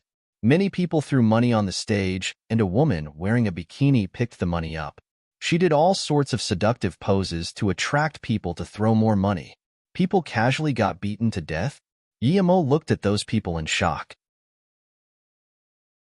Noticing Yimo's surprise, Annie quickly said, "If you want to go further inside to take a look, you have to pay more.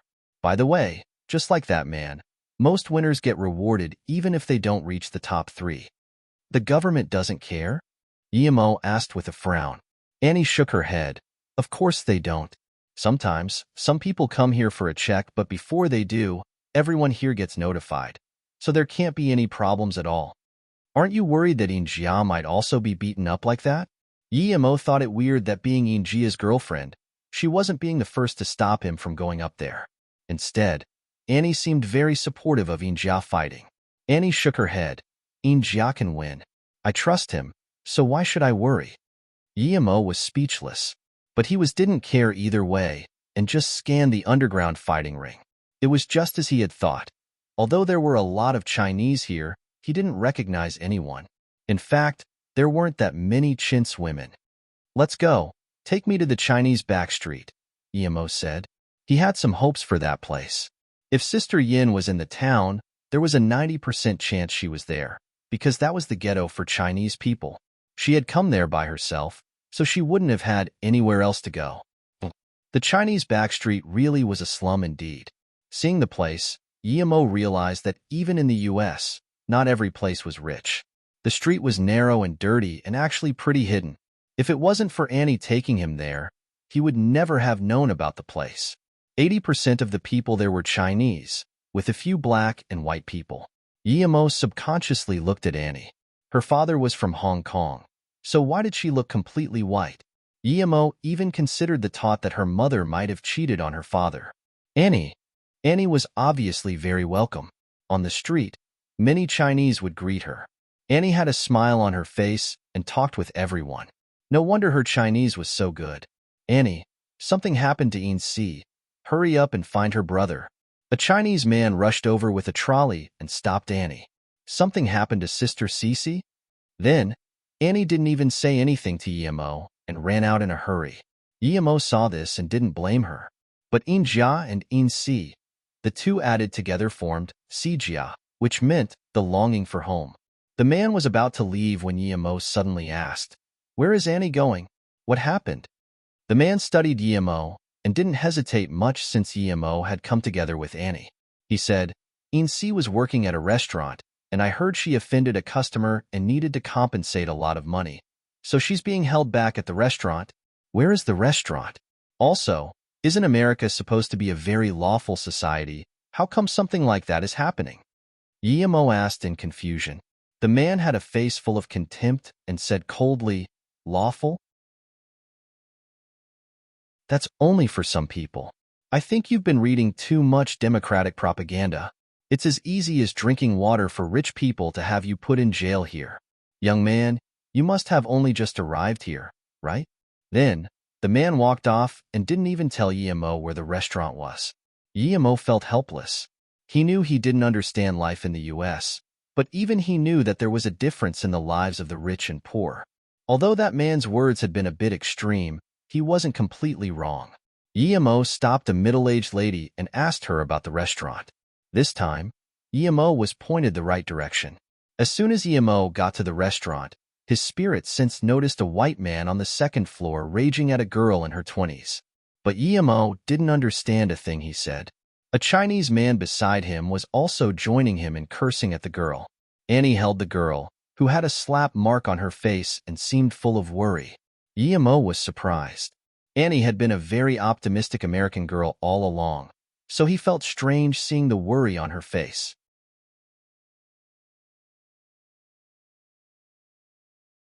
Emo went up to the second floor and said to Annie, "Annie, you took my money, so why aren't you leading the way for me now?"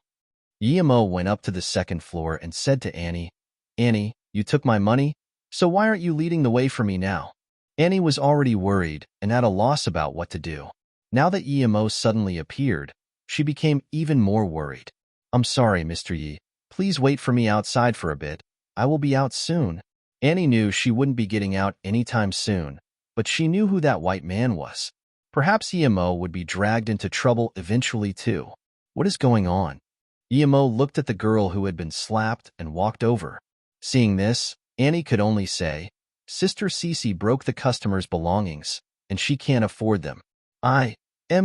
Emo immediately understood what was going on. After Emo's sudden intervention, the white man and Chinese man finally reacted. "Who are you?" The middle-aged man studied Emo and asked in contempt. "I'm a friend of Annie's." "What did they break? And why are you hitting people?" Emo scanned the man and asked casually. Emo soon found that the white man had a gun in his pocket, and not far away stood two robust-looking guys. Hearing this, the middle-aged man sneered and said slowly, "In-si is a worker at my restaurant, and Edward is our honorable guest. In-si broke his white jade statue. Don't you agree that needs to be compensated? Because In-si is my worker, I'm only asking her to pay 10% of it. The remaining amount will be paid by me. But if she doesn't even want to pay 10% of it, what should I do? If she keeps refusing, I can only send her to jail." "Mr. Ross, you know she can't pay that much, yet you still ask her to pay 1 million. Moreover, can that thing really be worth 10 million? You're doing this intentionally, aren't you?" Annie wanted to argue, but then looked at the white man and swallowed back her words. "You don't have the money?" Ross glanced at Annie and In-si and sneered but didn't say anything. After Emo came, the white man no longer cursed at In-si. Instead, he signaled for his bodyguards to block the entrance downstairs. "What is this thing that has a 10% cost of 1 million? Emo suddenly asked again. Ross sneered. "However much the customer says it's worth, that's how much it's worth. If you can't pay what you broke, shouldn't you at least know how to kneel down?" Suddenly, Ross felt that he actually shouldn't be answering Emo. Who was this guy, and how dare he question him like that? He scanned Emo and said, "Who are you to In-so anyway? Do you want to pay for it? If you don't, what's the use of asking this and that?" Emo smiled. "I want to pay, but I don't see the object in question." If it really is worth 1 million, perhaps I will pay you. You dash. Ross wanted to speak in derision, but before he could say anything much, he froze. Guillermo was holding 3 stacks of freshly printed dollars.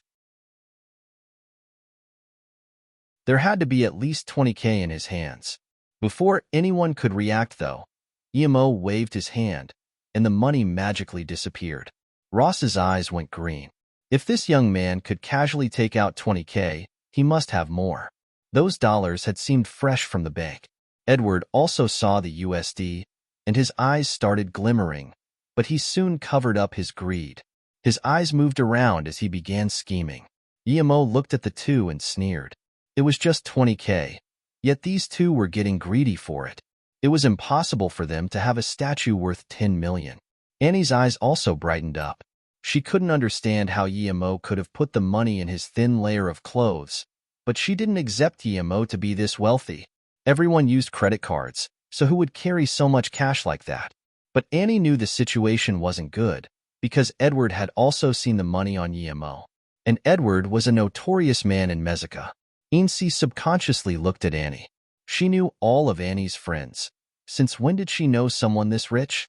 Before Ross could say anything, Guillermo continued. Since you want me to compensate, shouldn't you at least show me what I'm compensating? I need to know where it's broken. If he weren't concerned that Annie and Incy might be affected, he would have killed the two already. Things wouldn't be so troublesome then. Oh, of course. Ross then took out a white jade statue from the room behind him and passed it to Guillermo. This is it. Edward spent 10 million to get this from an auction. It's from ancient Roman ruins. Guillermo sneered. He didn't even need to look at it to know that it had been made from a modern type of glass. The thing was worth at most $10. Guillermo saw a crack at the back. These two were obviously scamming Incy, but Incy didn't look rich. In that case, why were they scamming her? Guillermo looked at Incy. Although she looked clean and decent, it wasn't like she was mind-blowingly pretty. How could someone like Edward and Ross be interested in her? Guillermo then looked at the statue. He was a cultivator who could make proper high-level artifacts. The little thingy was repaired in a brief moment. He looked at the statue and then said, Ross, I don't see any damage on this. I just took a strand of hair away, and the statue seems perfectly fine. Maybe you saw wrong? Perfectly fine? If that statue is perfectly fine, I'll eat it and give you 1 million. Ross sneered and took the statue from Guillermo. He glanced at Guillermo, ready to point out the crack. Incy also looked at Guillermo in stupefaction. The lie would be broken immediately, so what was the point of telling it? She had seen the crack herself, but Ross had to be disappointed. He looked again and again yet didn't see any cracks. He turned it around and around, but there were no marks at all. Had it really been a strand of hair? There was no way. This wasn't good. Thinking for a second, Ross simply dropped the statue. Like that, the glass would crack for sure. Ross sneered, even if there wasn't a crack before. Now that it will, as long as I deny that it dropped, what can you do? But before the statue fell to the ground, Guillermo caught it with his foot and then flicked it into his hand. Guillermo held the thing and sneered, Mr. Ross, this statue is perfectly fine, so if you drop it on the ground, you will have to pay for it. Ross looked at Guillermo and was dazed. He hadn't expected his trump card to fail. Guillermo passed the statue to Ross again. Mr. Ross, if you drop it again, that means you're throwing it around intentionally. Ross gave the statue to Edward. Edward also looked at it and confirmed that there were no cracks at all. Had they really seen wrongly? Since we were wrong, never mind. Edward sneered. He would think of another way. Incy's whole family was here anyway. They couldn't escape. This youth in front of him looked rich, though. He wouldn't be letting him go. Although he didn't care about that $20,000 of cash. If the guy could take it out so casually, he definitely had more. Huh, it's over just like that? Annie almost screamed. Incy also felt like she was dreaming. With Edward having said that, Ross could only glare at Incy and say, You were lucky this time. Guillermo suddenly intervened. Mr. Ross, this isn't over yet. The misunderstanding before was about the white statue, but we haven't resolved you hitting Ms. Incy yet.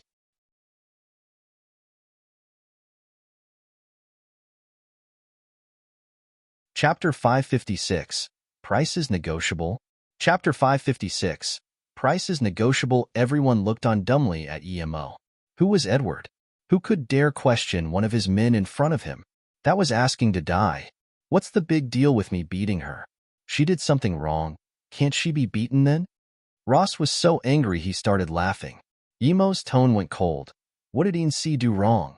She broke dash. Ross suddenly stopped. The white jade statue was completely fine. Ross looked at Edward and knew that their target should now be changed to Emo. Thinking about this, Ross quickly took out a $100 bill and gave it to Incy, saying, "One slap for $100. You're lucky." Emo took that $100 bill and gave it a look, after which he took out a $100 bill from his own pocket and gave it to Ross. "How could I take your money? Here, I'll give you this 100. Ross subconsciously took the money, sneering, "I thought you were tough, but you don't even dare take my money." Slap, slap. 2 slaps landed on Ross's face, making his mind stop for a moment. He was spinning on the spot. He really didn't get why he was being hit suddenly. "Although I have quite a bit of money, I can't waste too much on a pig. 2 slaps for 200 it is," Emo said. But these 2 slaps were of a different caliber. Ross spat out a bunch of teeth and felt a burning sensation on his face. He couldn't even speak as he slumped to the ground. Everyone was dazed. No one had expected Emo to have the guts to hit someone in front of Edward, and so harshly at that. Edward's face went bleak. Just when he wanted to speak, Emo stopped him. "Edward, I'm very interested in your white jade statue. I believe it's very valuable, and I'm wondering whether you have any more valuable antiques over at your place. I'd gladly go back with you and buy some from you. Of course, as long as it's valuable, the price is negotiable." What? This young man wanted to go back to his place and buy his antiques? Edward wanted to laugh. There was still such good luck in the world, and he had encountered it? He had been troubled trying to come up with a way to bring the young man away all along. The young man knew the jade statue was worth 10 million, yet still wanted to go with him. Didn't that mean he had a lot more money? Thinking about it, Edward's heart was on fire. While he was getting excited, Emo sighed. "I wanted to buy some treasures from America before going back, and today I finally found someone who owns real treasures." Then, Emo took out a card and waved it in front of Ross. "I really need to thank you for giving me the opportunity to get to know Mr. Edward. Otherwise, where would I go to spend all this money?" It was as though Emo had so much money that he didn't even know how to spend it. Edward's bleak expression disappeared immediately. It turned into a fervent smile. He looked at Emo as though he was looking at dollar bills. "Mr. Yi, you dash," Annie was dazed. She really didn't get how Emo could be this dumb. He was asking to die trying to do business with Edward. Incy was also worried. She didn't know Emo, but even if she did and she tried to stop him from making Edward earn a fortune, her family wouldn't live to see tomorrow's sun, and this young man would still be tricked into doing business with Edward afterwards. Before Annie could finish, Emo said, "Annie, wait for me at Back Street. I'll come back immediately after completing this business with Edward." Just as he was about to leave with Edward, Emo seemed to have thought of something and turned back to Ross and smiled. "I almost forgot. You said that you will eat the statue if there was no marks on it, and give me 1 million. But the white statue is worth so much, so of course I can't let you eat it. Although 1 million is just change to me, but it's still my money. I will have to take it, Mr. Ross." Ross covered his mouth and wanted to go to the hospital as soon as possible, but he didn't dare to move. This youth was really asking him for 1 million? Was he crazy? "You don't want to give it to me?" Seeing how Ross wasn't talking, Emo didn't leave with Edward and walked back in front of Ross again. Ross looked pitifully at Edward. He knew that Edward was going to do business with Emo now, and wasn't going to do anything to him, but 1 million was a big sum to him. His total fortune amounted to only 2 million. "Ross, you said it, so you should give it to him." Edward's words made him understand that all hope was lost. He hatefully transferred Emo 1 million. That represented many years of his savings. Emo waved the card in his hand again. "Ross, to be honest, 1 million is like a drop of water in the sea in my account. It's your honor for me to be taking your money. Mr. Edward, let's go do business. This place is too boring." Incy and Annie couldn't do anything as they watched Emo and Edward leave. "Annie, who is this person? How did you meet him?" Ainsi asked desperately.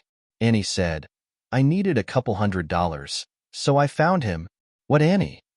Don't tell me you dash. Ainsi's face changed drastically.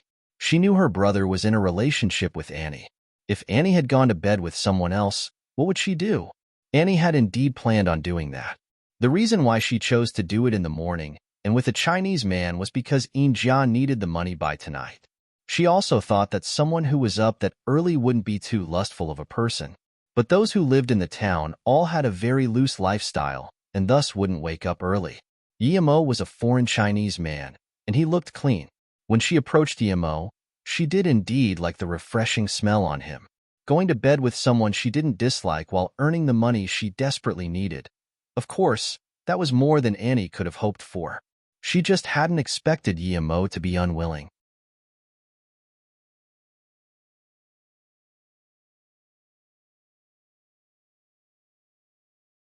Mexico might have been only a small and poor town in the U.S. There was one significant figure there, Edward. Mexico might have been only a small and poor town in the U.S. There was one significant figure there, Edward. Although he wasn't that significant, his family, the Boer family, were a member of the famous Black Hand Gang in the U.S. In reality, Edward no longer counted as a member of the Boer family, but other people didn't know that.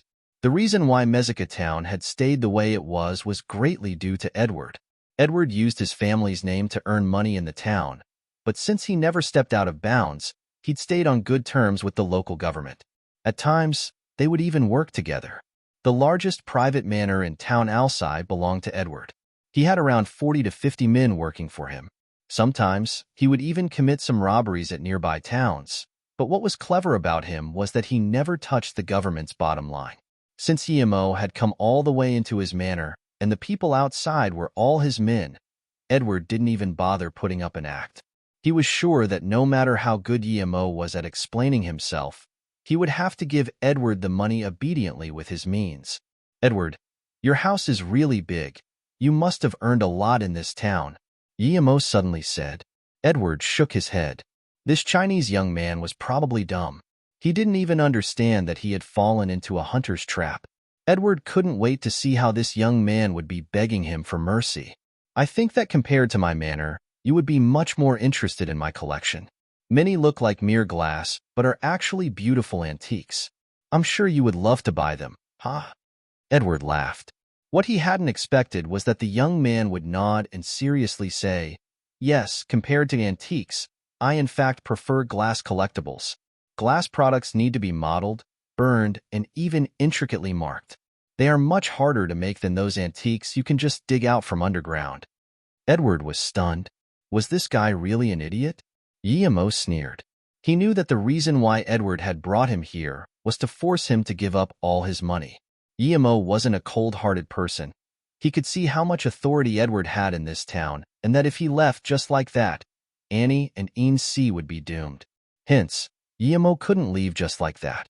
Moreover, he could maybe even earn a little fortune here on the side. The moment Edward spoke, Yemo knew that the man would be going for the attack soon. This guy was really desperate. He couldn't even wait for them to go inside. Yemo wanted to sneer at him, but suddenly stopped in his tracks. Seeing Yemo stop, Edward thought that Yemo had realized that he was going to harm him and that he wanted to run. So he had been acting dumb. Edward signaled to the people at the door, and the gates were immediately closed. But what unexpectedly, Yemo didn't try to leave at all. Instead, he started walking faster towards his manor, as though he were attracted by the beauty of it. Edward was in fact right. Yemo had truly been attracted indeed. More than that, he was shocked. Edward's manor was full of lush green plants and fresh air that was of unimaginable quality. Yemo was feeling much stronger spirit chi than on the outside. That's right, spirit chi. What shocked Yemo even more was that it was as though all the plants in Edward's manor were being fed with spirit water. Could this be a spirit or mine? Or is there a spirit well? Yemo was dazed and excited. If not for him being super lucky and having a good heart, how could he ever have found a place like this? Mr. Edward, your place is just too nice. I love it already. Yemo cooled his heart and acted as though he hadn't seen the men behind him. Edward smiled bleakly, Heh, that's great. Since you love it so much, go ahead and take a good look. Yemo sent his spirit sense out, but found no spirit wells or spirit mines. What was this? Mr. Edward, am I imagining things, or are your flowers and plants different from others? I feel like the air here is great, Yemo said casually. Ha ha ha. Although Yemo was already dead meat to him, Edward didn't want to pass up on the chance to show off. He laughed and said, I've had specialists take special care of the place, and it's perfect for living. Yemo thought for a while and then asked in confusion, Mr. Edward, what is your secret to such a good environment? Of course, if you're willing to tell me your secret, it'd be more than worth it to give you tens of millions for it. How much you give won't be up to you. Edward snarled and then turned to the men behind him, ordering them, drag him in. I want to see just how much I can get out of him. Wow, you're boring. Yemo looked at Edward and shook his head. Before Edward could react, Yemo shot out a couple of fireballs, and those 7 men were quickly turned to dust. Edward looked at his men as they disappeared in the blink of an eye and rubbed his eyes, thinking he was seeing things. The next moment, Yemo held Edward's neck and dragged him around his manor. A short while later, Edward realized that all of his men had been turned to dust, except for some servants. Yemo then dragged him to the guest hall and dumped him on the ground. Edward just realized what predicament he had put himself into. This King Chinese, what magic was he using? He was killing people without leaving even the slightest of marks behind. He was too scary. Sir, excuse me, sir. I have large amounts of antiques here. No, actually, they're all glassware. But if you like them, you can take them all. Edward didn't dare stand up, nor even wipe the sweat from his head. Yemo picked up an ashtray and threw it on Edward's head. Are you an idiot? Glassware I can find everywhere on the streets. Do I need to come to your place to buy them? No. I have money too. At least tens of millions of dollars. I can give it all to you. And if you like this mansion, I can also give it to you. Edward quickly changed the topic. Yemo shook his head. With the size of this mansion, he had thought Edward would have at least a couple $100 million. Yet he only had mere tens of millions? What a poor guy. But something was always better than nothing. So Yemo threw a card in Edward's direction. AMD said, hurry up and transfer it to me. Edward picked up the card carefully and glanced at Yemo, wanting to ask if Yemo would spare his life afterwards. But he saw a fireball suddenly emerge from Yemo's hand, and he quickly did as told. A while later, Edward handed the card back to Yemo carefully. Yemo took it and then said pleasantly, Edward, I actually really do have some interest in your place. What's the secret as to why the air in your garden is so good? If he hadn't seen Yemo kill tens of people with his own eyes a moment earlier, Edward would have believed Yemo was just a neighbor who had come over for a chat.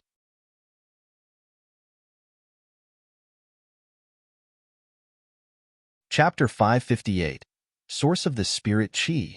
Chapter 558. Source of the Spirit Chi. Seeing Edward's mind wander off, Yemo patted the armrest of the chair, and it immediately got shattered. Edward, I'm asking you something. Didn't you hear me? Yes. Edward wanted to crawl up subconsciously, but when he glanced at Yemo, he went back down and didn't dare think about anything else anymore. He said, it's all because a few years ago, I found an animal that can seek treasure. An animal that can seek treasure? Yemo stood up.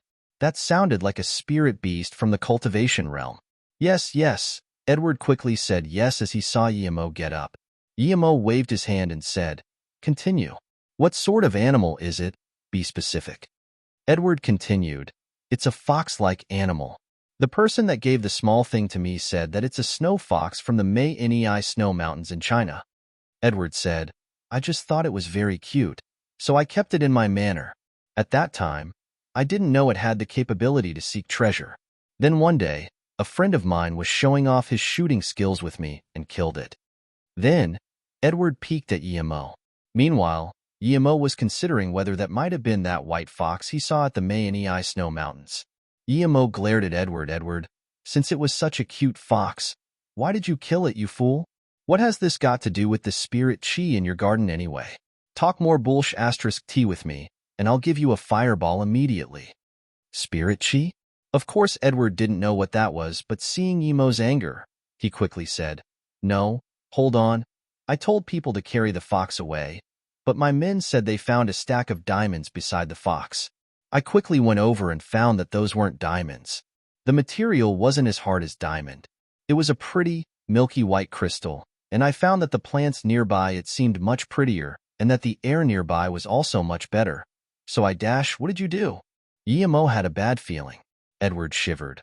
"I told the person to grind it to powder and mix it with water to water the plants in my garden. In the end, all the plants in my garden became pretty and the air quality became very good. I even get rid of my migraines after living here for a long time. I know those crystals were good things." But slap, Yemo broke the other armrest and said in anger, "But what? Did you grind all the crystals?" Yes," Edward said. His sweat was dripping to the ground. Yemo was sure those milky crystals had been spirit stones. What a waste. Such a magical creature was killed by an idiot, and the spirit stones were grinded to powder by another idiot. Seeing Yemo's face, Edward quickly said, "There are more snow foxes 9 in the Nei Snow Mountain." As soon as I understood the snow fox's power, I immediately told Erickson to go to the snow mountains again. Was the snow fox really that small fox he had seen before? If the snow foxes had such abilities, then they would be top-grade spirit beasts even in the cultivation realm. A spirit beast that could find spirit stones. That was too absurd. Thinking about the white man he had killed in the snow mountains, that guy had indeed been called Erickson. Good thing he killed him. Otherwise, if that small fox had fallen into his hands, it wouldn't have been good. Thinking about the snow mountains, Yemo immediately thought of Song Yangzhu, who had made him lose his virginity. That fiery tint and her snow-white, bouncy skin. Had he still not forgotten about her? He wondered how she was now. Yemo shook his head and cast those thoughts aside. Yemo was sure that the small fox he had seen was the snow fox. Firstly, these snow foxes should obviously fear strangers, but it hadn't feared him because he was a spirit cultivator. There were no spirit cultivators on Earth except for him. The fox must have felt that he was different. Secondly, when the spirit well exploded, the snow fox had been the first to find it. The cute creature was such a precious treasure. If the snow fox were to follow him and look through the entire Earth, who knew if he might not find more spirit stones? Snow fox? Spirit-seeking beast? Thinking about this, Yemo wanted to go back to the snow mountains immediately. Seeing that Yemo wasn't talking, Edward was getting very uneasy. Just as he was pitying his own fate, Yemo suddenly said, "On account of you telling me so much useful information." Edward rejoiced, but before he could talk, a fireball flew over and the last words he heard were, "I'll reward you with a fireball and give you a quick death." After leaving the manor, Yemo felt like the trip had been worth it. Tens of millions of dollars might not be significant, but finding out about the value of the snow fox definitely was. There was one thing Yemo had forgotten to ask Edward before leaving, which was why he had cared about Insi. Chinese Backstreet had always been the poorest place in Mexico, but of course, a few people still became wealthy. Ross was one of those people, but he had forgotten about his roots. He changed his name from Lu Luasi to Ross and looked down on the poor people in Chinese Backstreet. But because there were some people he knew from the past, he still sometimes hired workers from there. At the moment, he was lying in the best hospital in Mexico, receiving oral surgery. He knew that Yemo would be dead for sure, having followed Edward along, so he didn't expect Yemo to be able to compensate him or anything. In a small house in Chinese Backstreet, a very skinny and ugly woman sat on an old tattered chair. There were two girls by her side. One was a blonde-haired girl and another a clean-looking Chinese girl. They were Annie and Insi. The group was silent and seemed to have been like that for a long time. Insi suddenly said, "Auntie, if something happened to Yemo, we can report it to the mayor. And if we can't, we'll fight it out with Lu Laosi. Now that I think of it, he must have conspired with Edward to scam us, but I really don't know what they can scam from us." The woman on the chair said after a long while, "Cece, we can't beat them. The Yemo." The woman's voice was very beautiful. It was like the voice of a teenage girl, yet her face was that of an ugly old woman's. The woman said those few words and seemed to sink into reminiscence. Sister Cece, you said that jade statue was really not broken? Why did they say you broke it? Annie suddenly asked. Ainsi had forgotten about it, and now that Annie asked, she immediately thought, yeah, I saw that white jade statue with my own eyes, and there really was a crack on it. How come that after Yemo touched it, the crack was gone? I don't know either. I really did see a crack on it, Ainsi confirmed firmly. This incident was too eerie. By the way, Annie, what did you say you were doing at the underground boxing ring? Ainsi asked. Annie was going to tell them after Injia won the prize money, but now that Ainsi asked, she could only say, Jujia wants to participate in the tournament, so we want to sign up. What? Ainsi got up abruptly. Her brother had gone to fight there? People die there. What were Annie and Injia thinking? She didn't dare imagine the consequences and charged out without thinking. Seeing this, Annie also closed the door and followed.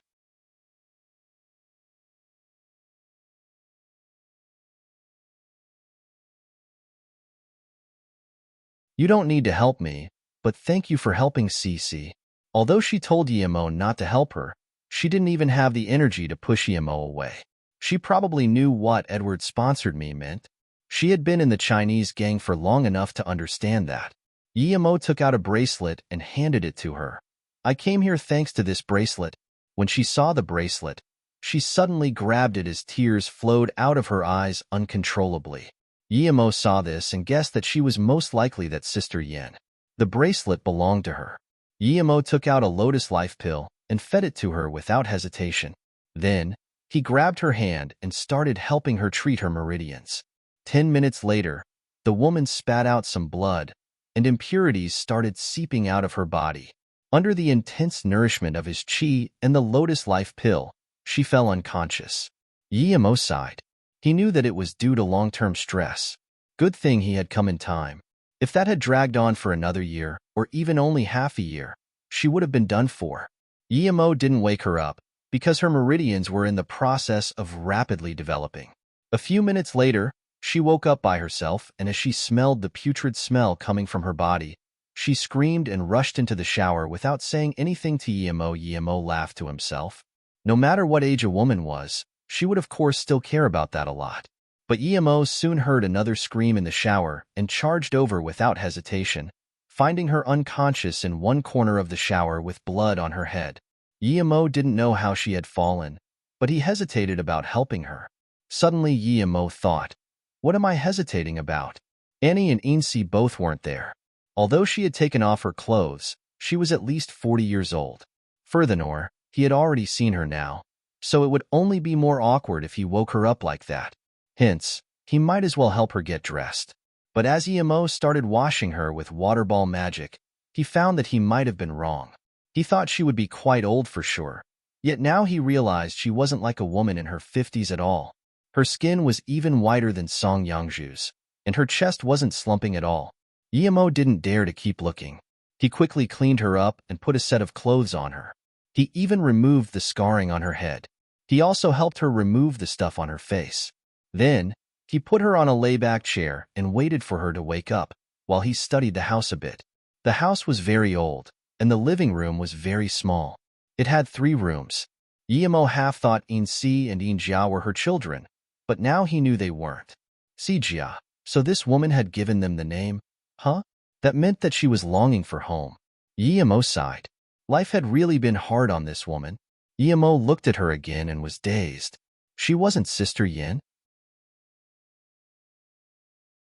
He had Sister Yan's photo, and they didn't appear to be the same person. He had hurriedly washed her up and didn't even realize that this woman was so beautiful that she was actually on par with Luo Ying. In fact, Yemo could see a shadow of Luo Ying in her. Was she related to Luo Ying? That was impossible. While Yemo was busy guessing who she was, the woman opened her eyes. She looked up and saw Yemo and suddenly thought of something. She touched her clothes and immediately, her face drastically changed. It turned first red and then white. She had seen that the scars on her waist had disappeared in the shower and had fallen over in shock on the spot. But now, she had been washed clean and even had clothes on. She didn't need to think much to figure out that Yemo had done that. Sorry, it was an emergency. so I helped you a bit." He saw the woman look at her clothes again, so he could only say, "I didn't know where your clothes were, so I could only take out a set of my wife's clothes." "You're already married?" Her expression eased a bit. Emo nodded. "Although we haven't had a wedding yet, but yes, I'm married." The woman obviously misunderstood Emo. She thought Emo meant that they hadn't gotten married yet, but were already living together. Then, she took out the bracelet again and couldn't help but tear up once more.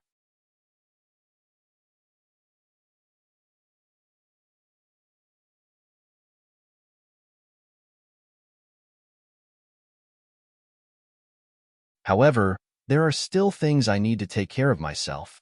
I can't go with you." Emo was dazed. He still had a lot of questions to ask her. He didn't even know how he was related with her. "I know what you want to ask, and I've given it to you. You don't need to worry about me, either. I can protect myself." Seeing Emo's worry, she wanted to stay, but she quickly cast the thought aside. Emo could tell that she had cultivated ancient martial arts before, but she wasn't very strong. She wasn't even at the yellow level.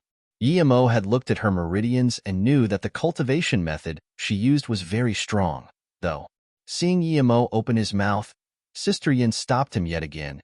"You don't need to try persuading me. I like going alone. After I leave, please look after Jia and Si if you can. They are siblings I found here." Emo sighed. He knew that Sister Yin had made up her mind and that there was no use in trying to persuade her. "Oh, and I really like your wife's clothes. Thank you. I don't have anything to give you, but that bracelet had been with me for a long time. I might have lost it, but since you found it, go ahead and keep it." "Well then, I'll be going." Suddenly her eyes turned red again. "Hold on." Emo stopped her and gave her 2 jade bottles. "These are some pills my master gave me. This is called the face-preserving pill, and this is the chi-increasing pill. It can increase your power." As though fearing that she didn't believe him, Emo continued, "These 2 pills are as good as the Lotus Life pill." "Oh, right. I'll give you one more." Sister Yin took the pills and nodded. "I might have been out for many years, but if I hadn't been sick, I wouldn't be in this state. Don't worry." Hearing this, Emo realized something else, quickly took out a card and gave it to her. "There's a bit of money in here. Take it. The PIN code is all ones." "No, I can't take that. I have some savings. I know that you're not short on money, but I can't take it." Sister Yin pushed the card back to Emo.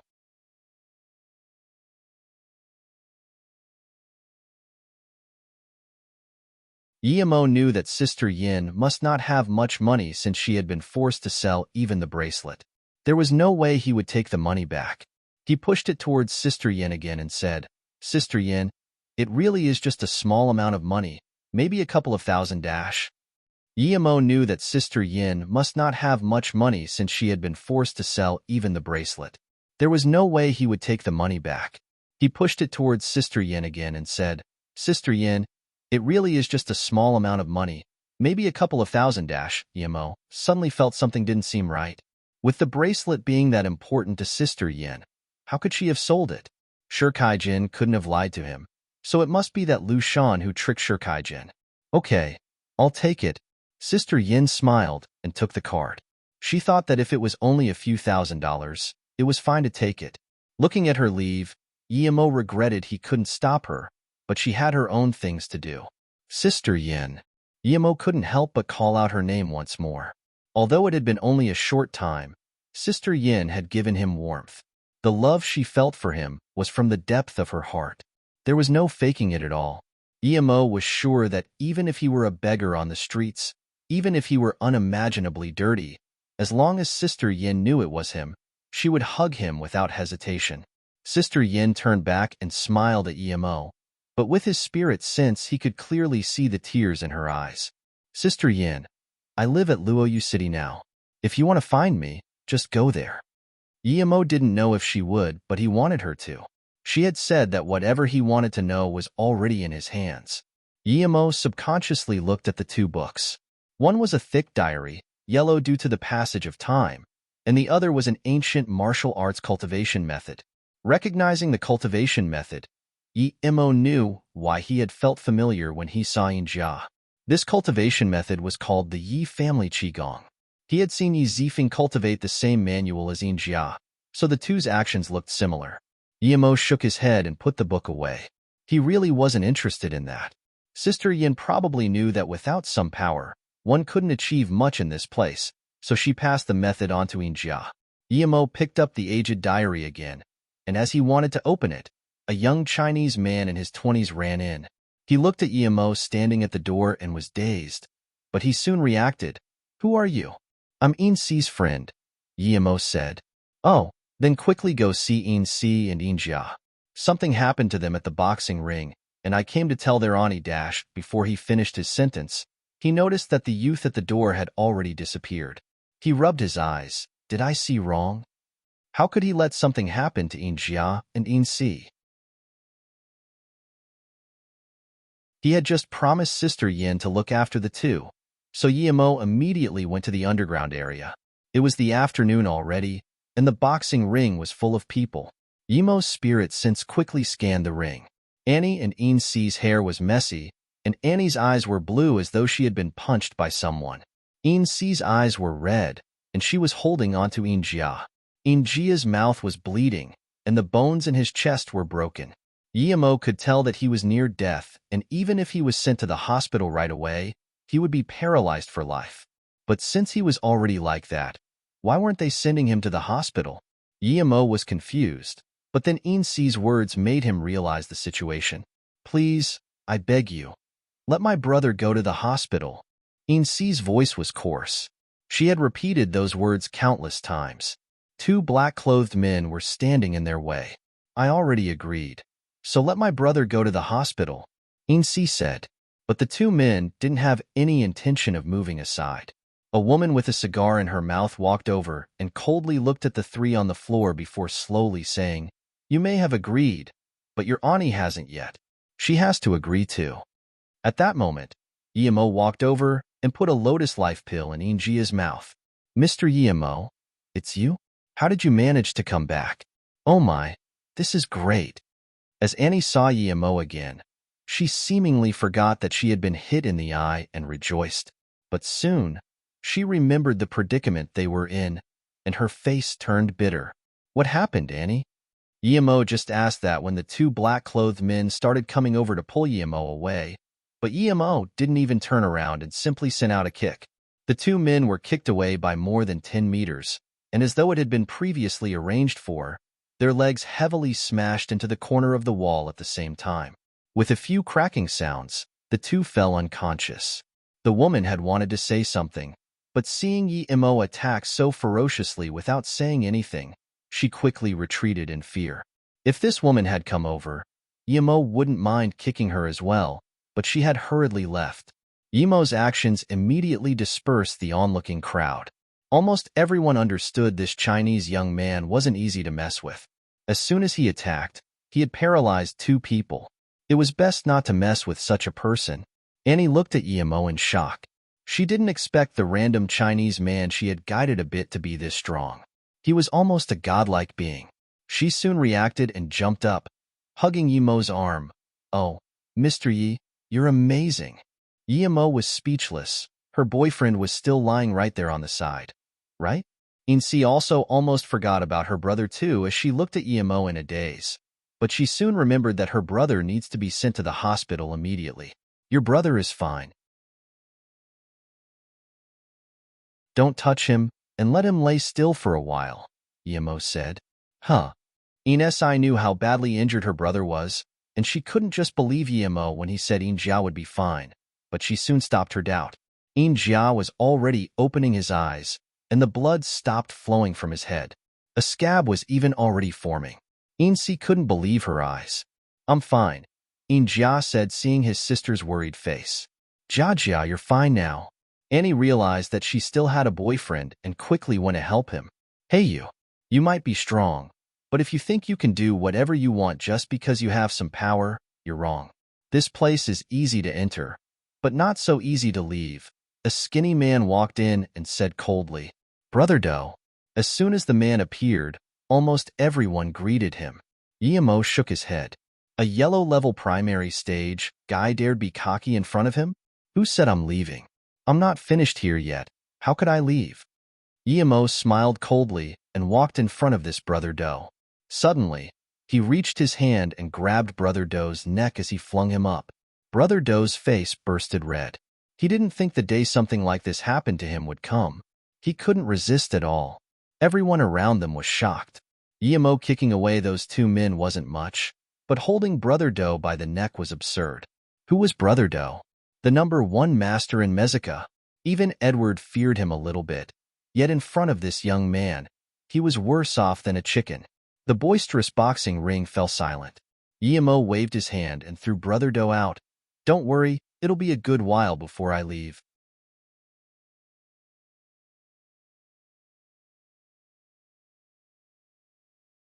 Chapter 562. Who set them up? Chapter 562. Who set them up? Brother Do had been thrown into a garbage can, so he looked at Yemo in shock. He knew that, although his power was the greatest in town, in the eyes of real ancient martial artists, he was the weakest of them. Yet, the young man had easily grabbed his neck, and he hadn't even been able to move. He knew that the young man was at least at black level or above. The master who had taught him ancient martial arts said that black-level martial artists were usually in the hidden sects and they didn't come out, so it was unlikely to meet them. But if he did, then he must not offend them, because in their eyes other people's lives were worthless, like insects. They could kill him at any time. Brother Do, who had been acting cocky before, started to have cold sweat. He knew that he had been at death's door. If the young man wanted to kill him, he would have been long dead. Those who had wanted to suck up to Brother Do stopped in their tracks and retreated. Even the fighters on the stage stopped. Those who had come there all knew about Brother Do. He was called Do Yuezhu. Since the moment he started coming there 5 years ago, he has beaten every single fighter there. No one was a match for him. Hence, the boxing ring's boss Jim hired him as the #1 fighter for the ring. He even had his share in it. Do Yuezhu struggled out of the rubbish bin. He didn't even bother wiping the trash off his body and just quickly walked to Yemo. The woman with a cigar in her mouth ran to Do Yuezhu and said quickly, Brother Do, I'll go get some more men. This kid is too piss off. Before she had finished, Do Yuezhu slapped her in the face. She spinned on the spot before falling down.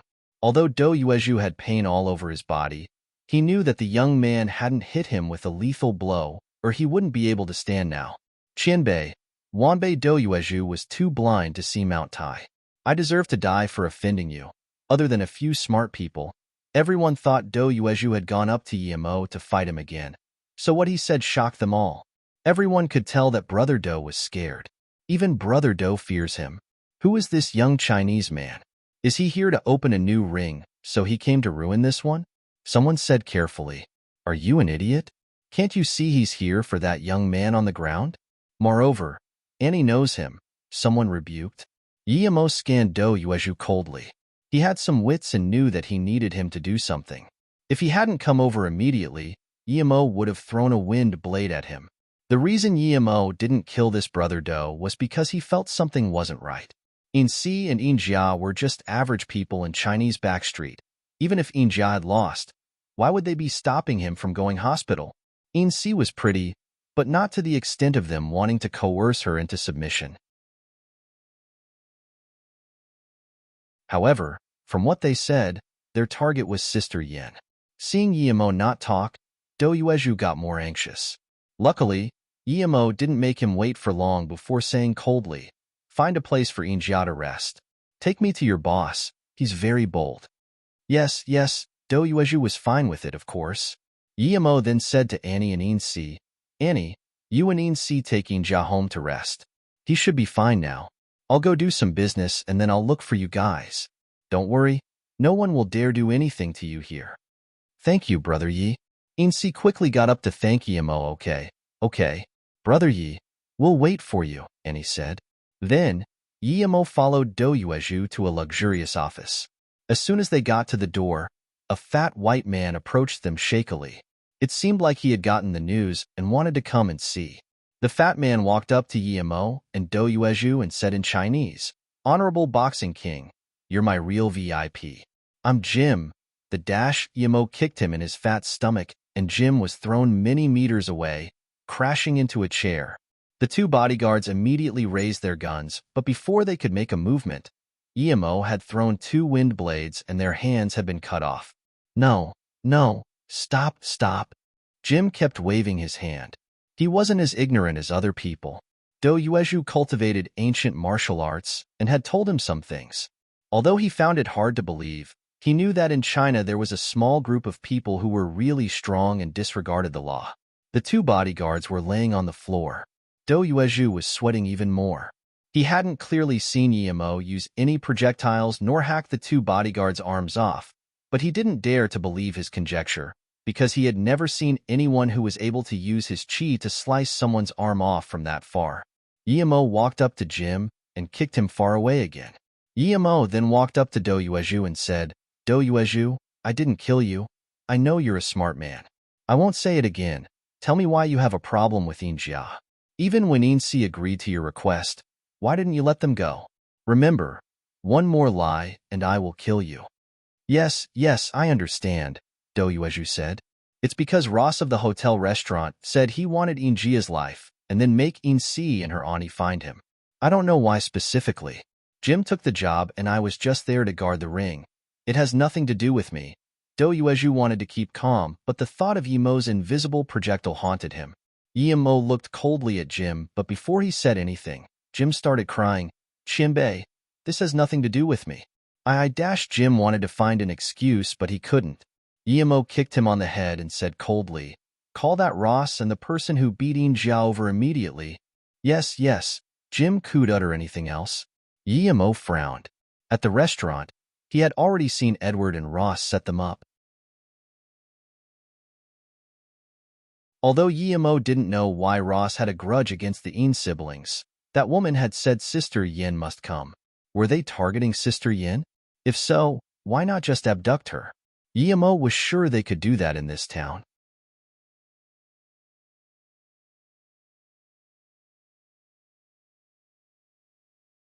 Emo didn't have to wait long before some Chinese man and Lu Luosi arrived.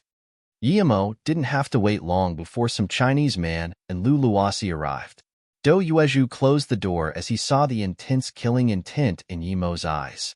He knew what Emo was thinking, and the only way to save his life now was to please Emo. Emo looked at the Chinese man and asked coldly, You're the one who beat Jia? Who are you? Brother Do, what's this? The man saw Jim sitting on the ground and Do Yuezhu being so reverent towards the unknown young man and frowned. But Do Yuezhu didn't even look at him, so the man felt something was up and thus replied to Emo, That's right, I beat Jia. Mr. Edward ordered Emo didn't even bother listening to the rest of his explanation and said to Do Yuezhu, Kill him. Do Yuezhu hadn't expected Emo to make him kill the man, but nonetheless, he walked up to the man and sent out a punch. The man didn't expect at all that Do Yuezhu would suddenly kill him. Even if he had, he was no match for Do Yuezhu anyway. He could only stare in shock as Do Yuezhu's punch landed on his heart. He felt like his heart had been smashed by a hammer and exploded. He looked at Do Yuezhu while he fell down, as he didn't die right away, and said, You dare kill me? I'm one of Edward's men. Do Yuezhu was expressionless. He had to save his own life now. Even if he had to kill Edward himself, he wouldn't hesitate for a bit. Ross had understood that the situation wasn't good as soon as he came in. Looking at Emo, who sat at the top, his heart skipped beats left and right. Hadn't Emo been taken away by Edward? Why was he here? Do Yuezhu, you dare kill my nephew? He's Edward's underling. Ross was very angry.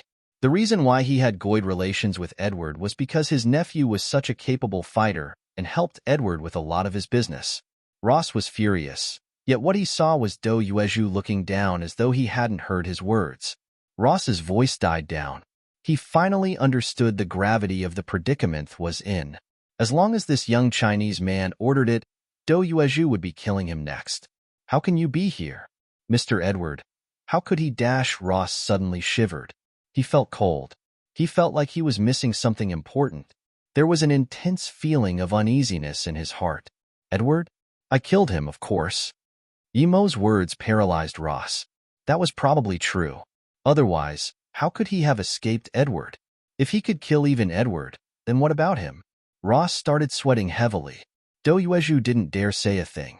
He didn't expect this young man to have even killed Edward. This god of slaughter made him extremely scared. If the young man was planning on killing everyone before he left, how could he survive? Tell me, why do you have a problem with Yin-Si and Yin-Jia? This is your only chance to explain. Emo's cold voice sounded. I'll say it. I'll say it. So please have mercy on me, Qianbei. All my money is yours too. Ross knew his life was no longer in his own control. You talk too much garbage. Do Yuezhu cut off one of his legs. As soon as Emo spoke, Do Yuezhu pulled out a dagger and sliced off one of Ross's leg. Then, Do Yuezhu helped Ross stop the bleeding and seal the wound.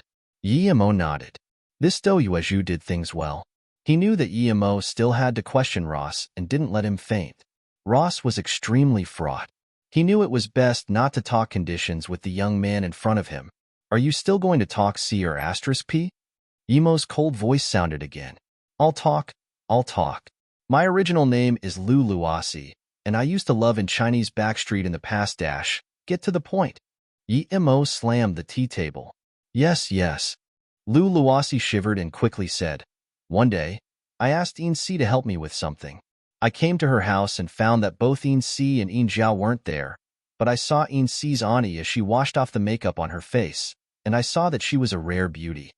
I was sure that I'd never seen a woman as pretty as her before. For the first time, I fell in love with a woman, but then I found out that she rarely came out, afraid of people recognizing her. I didn't dare startle her in any way, but ever since that day, I couldn't calm down either. Lu Luasi seemed to have forgotten about his predicament and continued, I used to be an assistant in a painting workshop, so I drew her according to my memory, but I knew that the painting didn't represent even 1,000th of her true beauty. On that day, I swore that I would earn money, lots of it, and then give it all to Yin-Si's auntie and marry her. A pig like you dared think of marrying Sister Yin? Emo said in contempt, but Lu Luasi didn't seem to hear that. Then, my opportunity to earn money came. The brother of Annie's dad came from Hong Kong to this town, wanting to find Annie's father, and he asked me for help. I saw him take out large sums of money, so me and my nephew abducted him, interrogated him about his bank account, and killed him. Lu Luasi's voice had turned dark, resembling a demon from hell. But he still continued unknowingly. With that, I had gathered my first 2 million and wanted to start the restaurant hotel. That's when I found out that money alone wasn't enough to survive in this town. At first, I couldn't even open my hotel for a single day, so I had to join Edward, and my nephew became his hitman. But Edward leeched on me too much. He took half of my profit each month. So after all the extra expenditures, I didn't have much left. Luckily, Edward was very lustful. One day, he told everyone that if someone could find a woman like Marilyn Monroe, he would give that person half his wealth. I immediately thought of Yin-Si's auntie. In my eyes, she was actually much prettier than Marilyn Monroe. Ross's expression became much softer, but to others, it would just look creepy. I said that perhaps I could actually find such a woman. Edward took me seriously and immediately said that if I could fetch the woman I had in mind and make her willingly stay with him, he would give me a manor. But I didn't want that. I knew his character all too well. Even if he did give it to me, I wouldn't be able to enjoy it for long. When I took out the painting I had drawn of her, Edward was immediately interested. I said that all I wanted was to be able to keep all of the profit of my hotel. Edward agreed without hesitation. Slap, Emo slammed the table. Animal. You just said that you were going to earn money for Sister Yin, yet now you're saying you were going to give her to someone else? Garbage. Emo's roar pulled Lu Luasi back to reality, and he quickly said, I just wanted to earn my first big money like that, then gradually take over Edward's businesses and eventually kill him. Then, I would be able to make Yin-Si's auntie happy. Emo and Do Yuezhu now understood what sort of a person Lu Luasi was. He was patient but cruel. Cut off his limbs and kill him. Emo waved his hand to Do Yuezhu. Emo didn't have any questions left to ask of such an evil person. You're tuning in to the Warrior Lore YouTube channel. Don't forget to subscribe and join us on this journey to catch the most captivating stories.